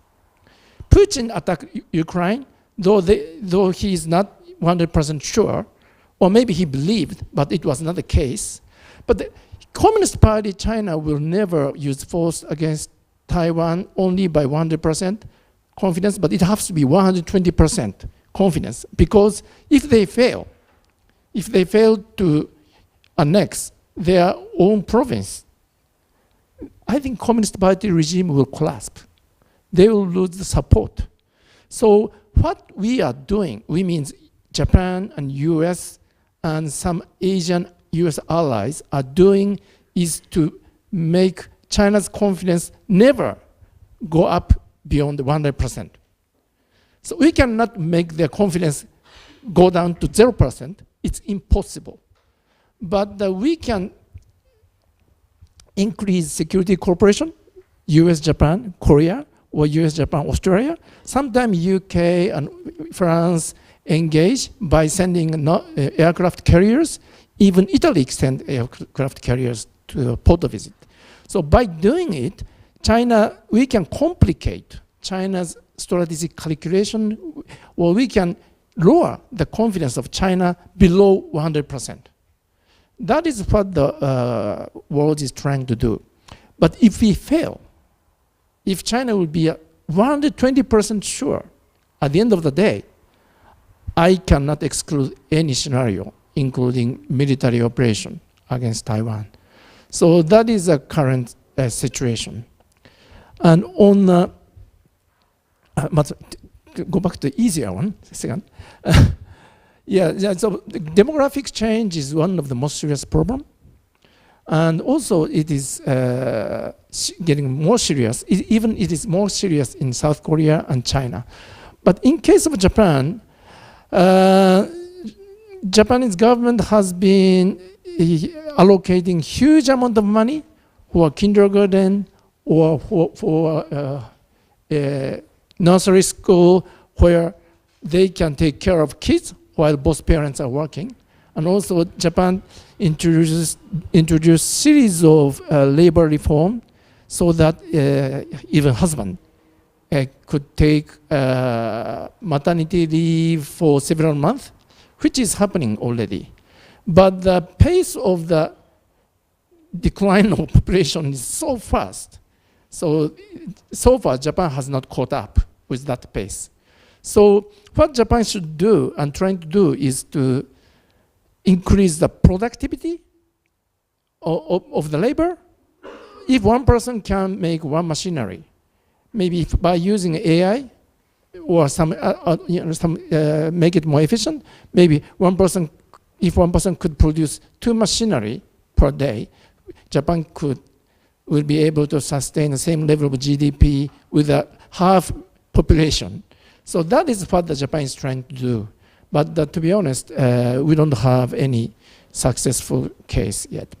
And lastly, how to deal with the rise of autocracy or how to maintain the world order. I think that, again, this is a long marathon, and I strongly believe that democracy will prevail because of the reason I said. Democracy have more resiliency. We have election, and all elected leader have a legitimacy. But democracy is slow to respond. Democracy is sometimes election is very chaotic.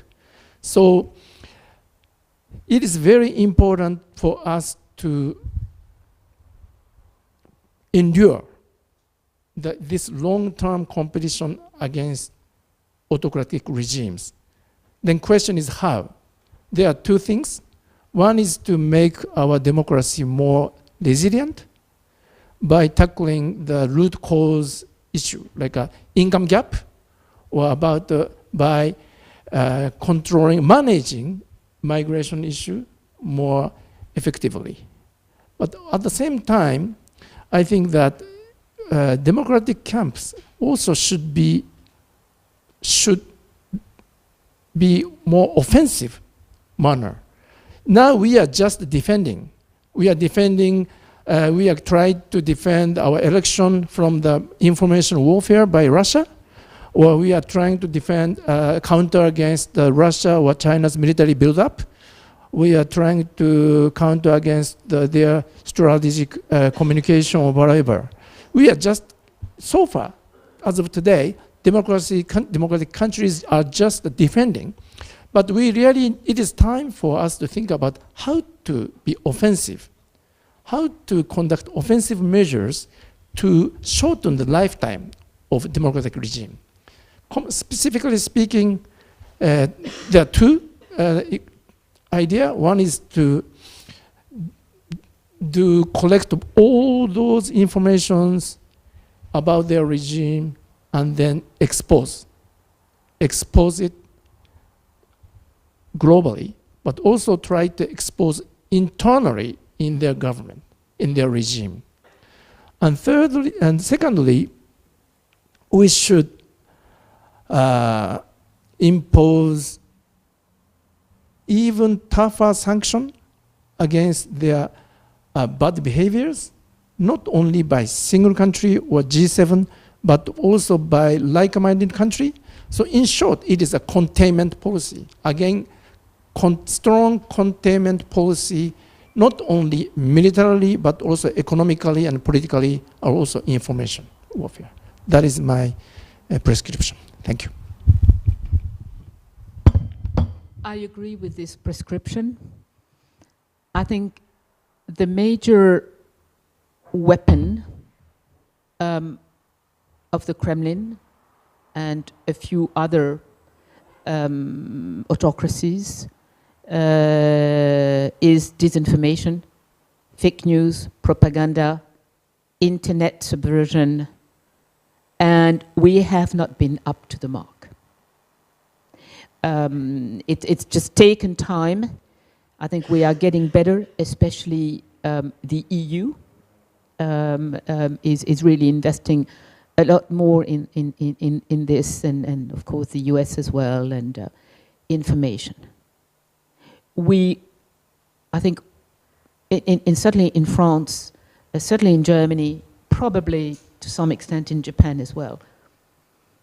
You know, even my very good master students at Sciences Po, I can see, for a number of them, it's there. You know, the sort of Russian narrative is there. Why is it ferocious, this Russian narrative, insidious? Because it creates confusion in the minds. You know, it's this wonderful book by your colleague, Peter P. Morwinsky from England, you know, that was published some 10 years ago, you know. Nothing is true, everything is possible. You know, it's a beautiful book about disinformation and subversion and what it does to the Russians, primarily in his book. He was correspondent in Moscow at the time. So yes, this is the nerve of war. Right.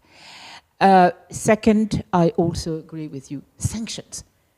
I mean, that's what all the Russians have been asking us to do. And Navalny, you remember, every time he would now, the Navalny team has a list of 6,000 people.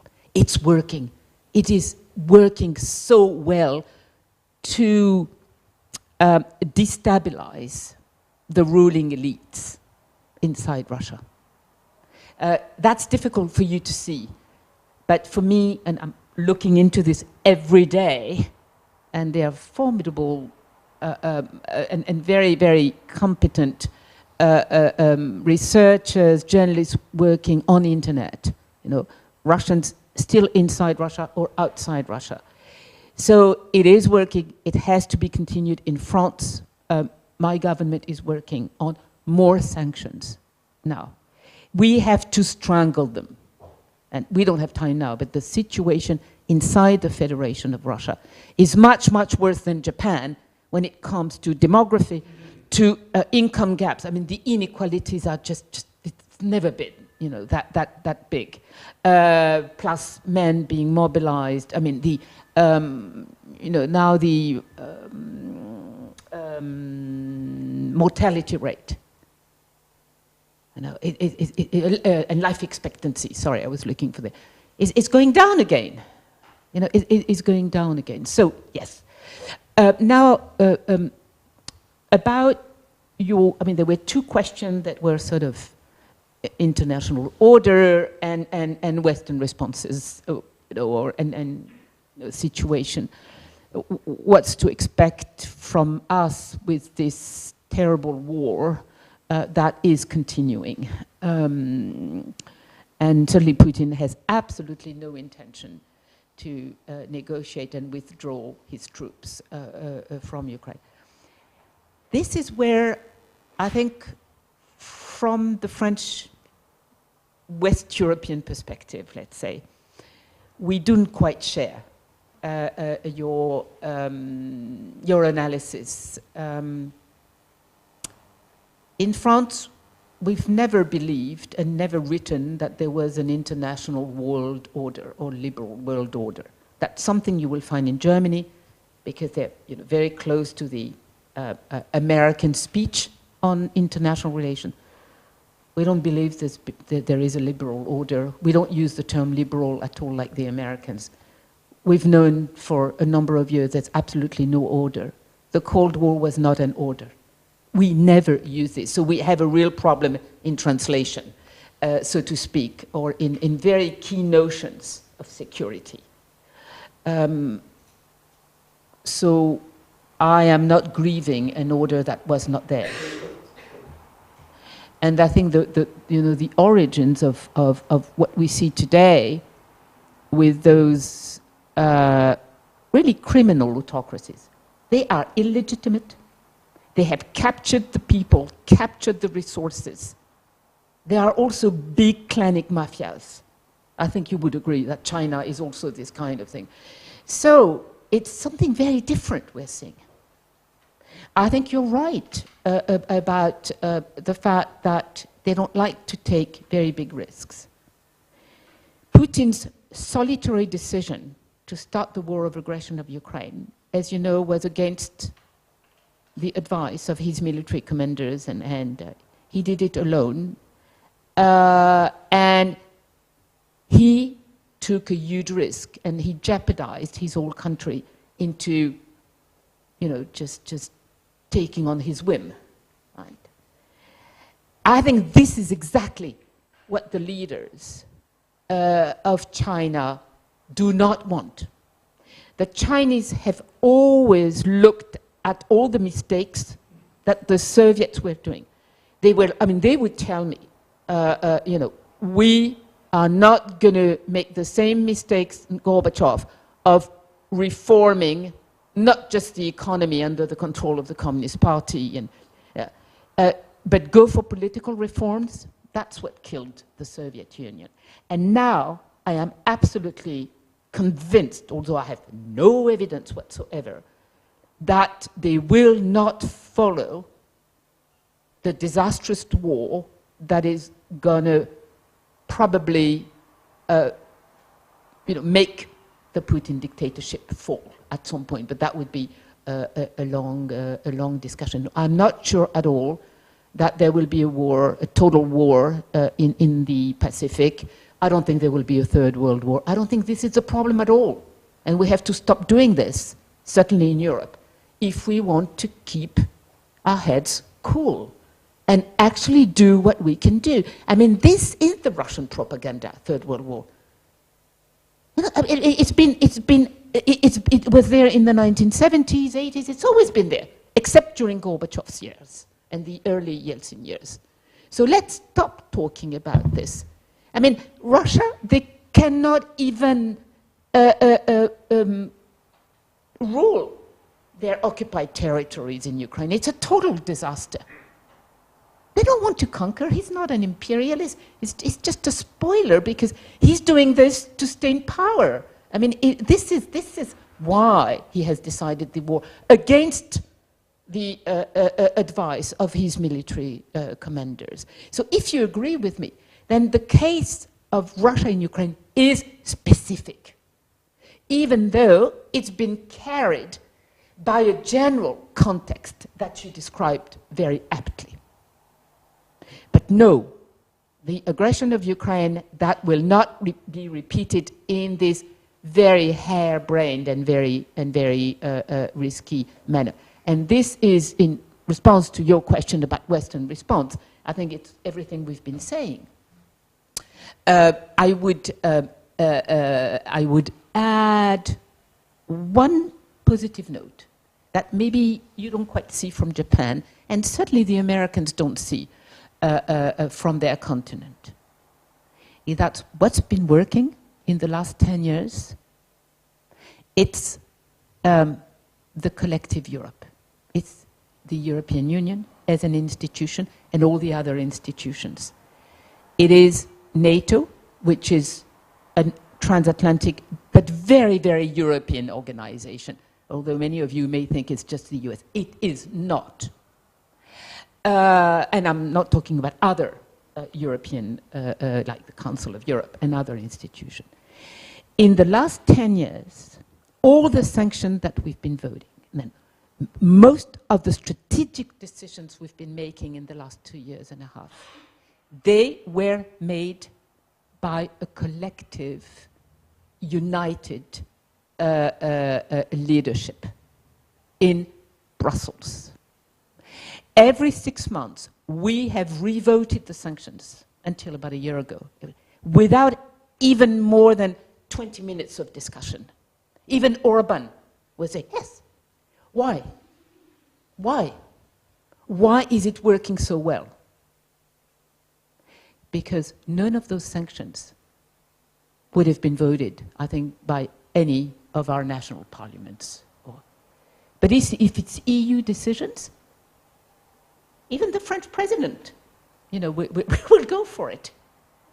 Because he knows this is what needs to be done, but he cannot take the responsibility as the national head of state. And this the Russians did not understand before. Now they get it. And now they know that they are stuck with the one and only political and military alliance of the world that has more than half the military capacity of the world, NATO, and with the European continent that has some of the most, some of the biggest, economic and military powers are also on the European continent. So for all those reasons, I think let's be sober, provide much more support, military support, to the Ukrainian army that is fighting for us on our land, our European land. Do it much faster, much better, and make it sure that at some point the Russian army will have to surrender. That's our, and once we have done this, I think, then we know that we can build something new and much more secure in Europe. Yeah, I completely agree. Make Russia small again is very, it's very beginning. Make Russia small again, and they are much smaller, like several hundred years ago. So. But actually, Russia is relatively small if you look at the European Central Right. Russia. Yeah. It's not. Yeah, and also I think so. Badly defeating Russia in Ukraine is the most important start. That's what Europe and Asia we shared. Anyway, thank you very much.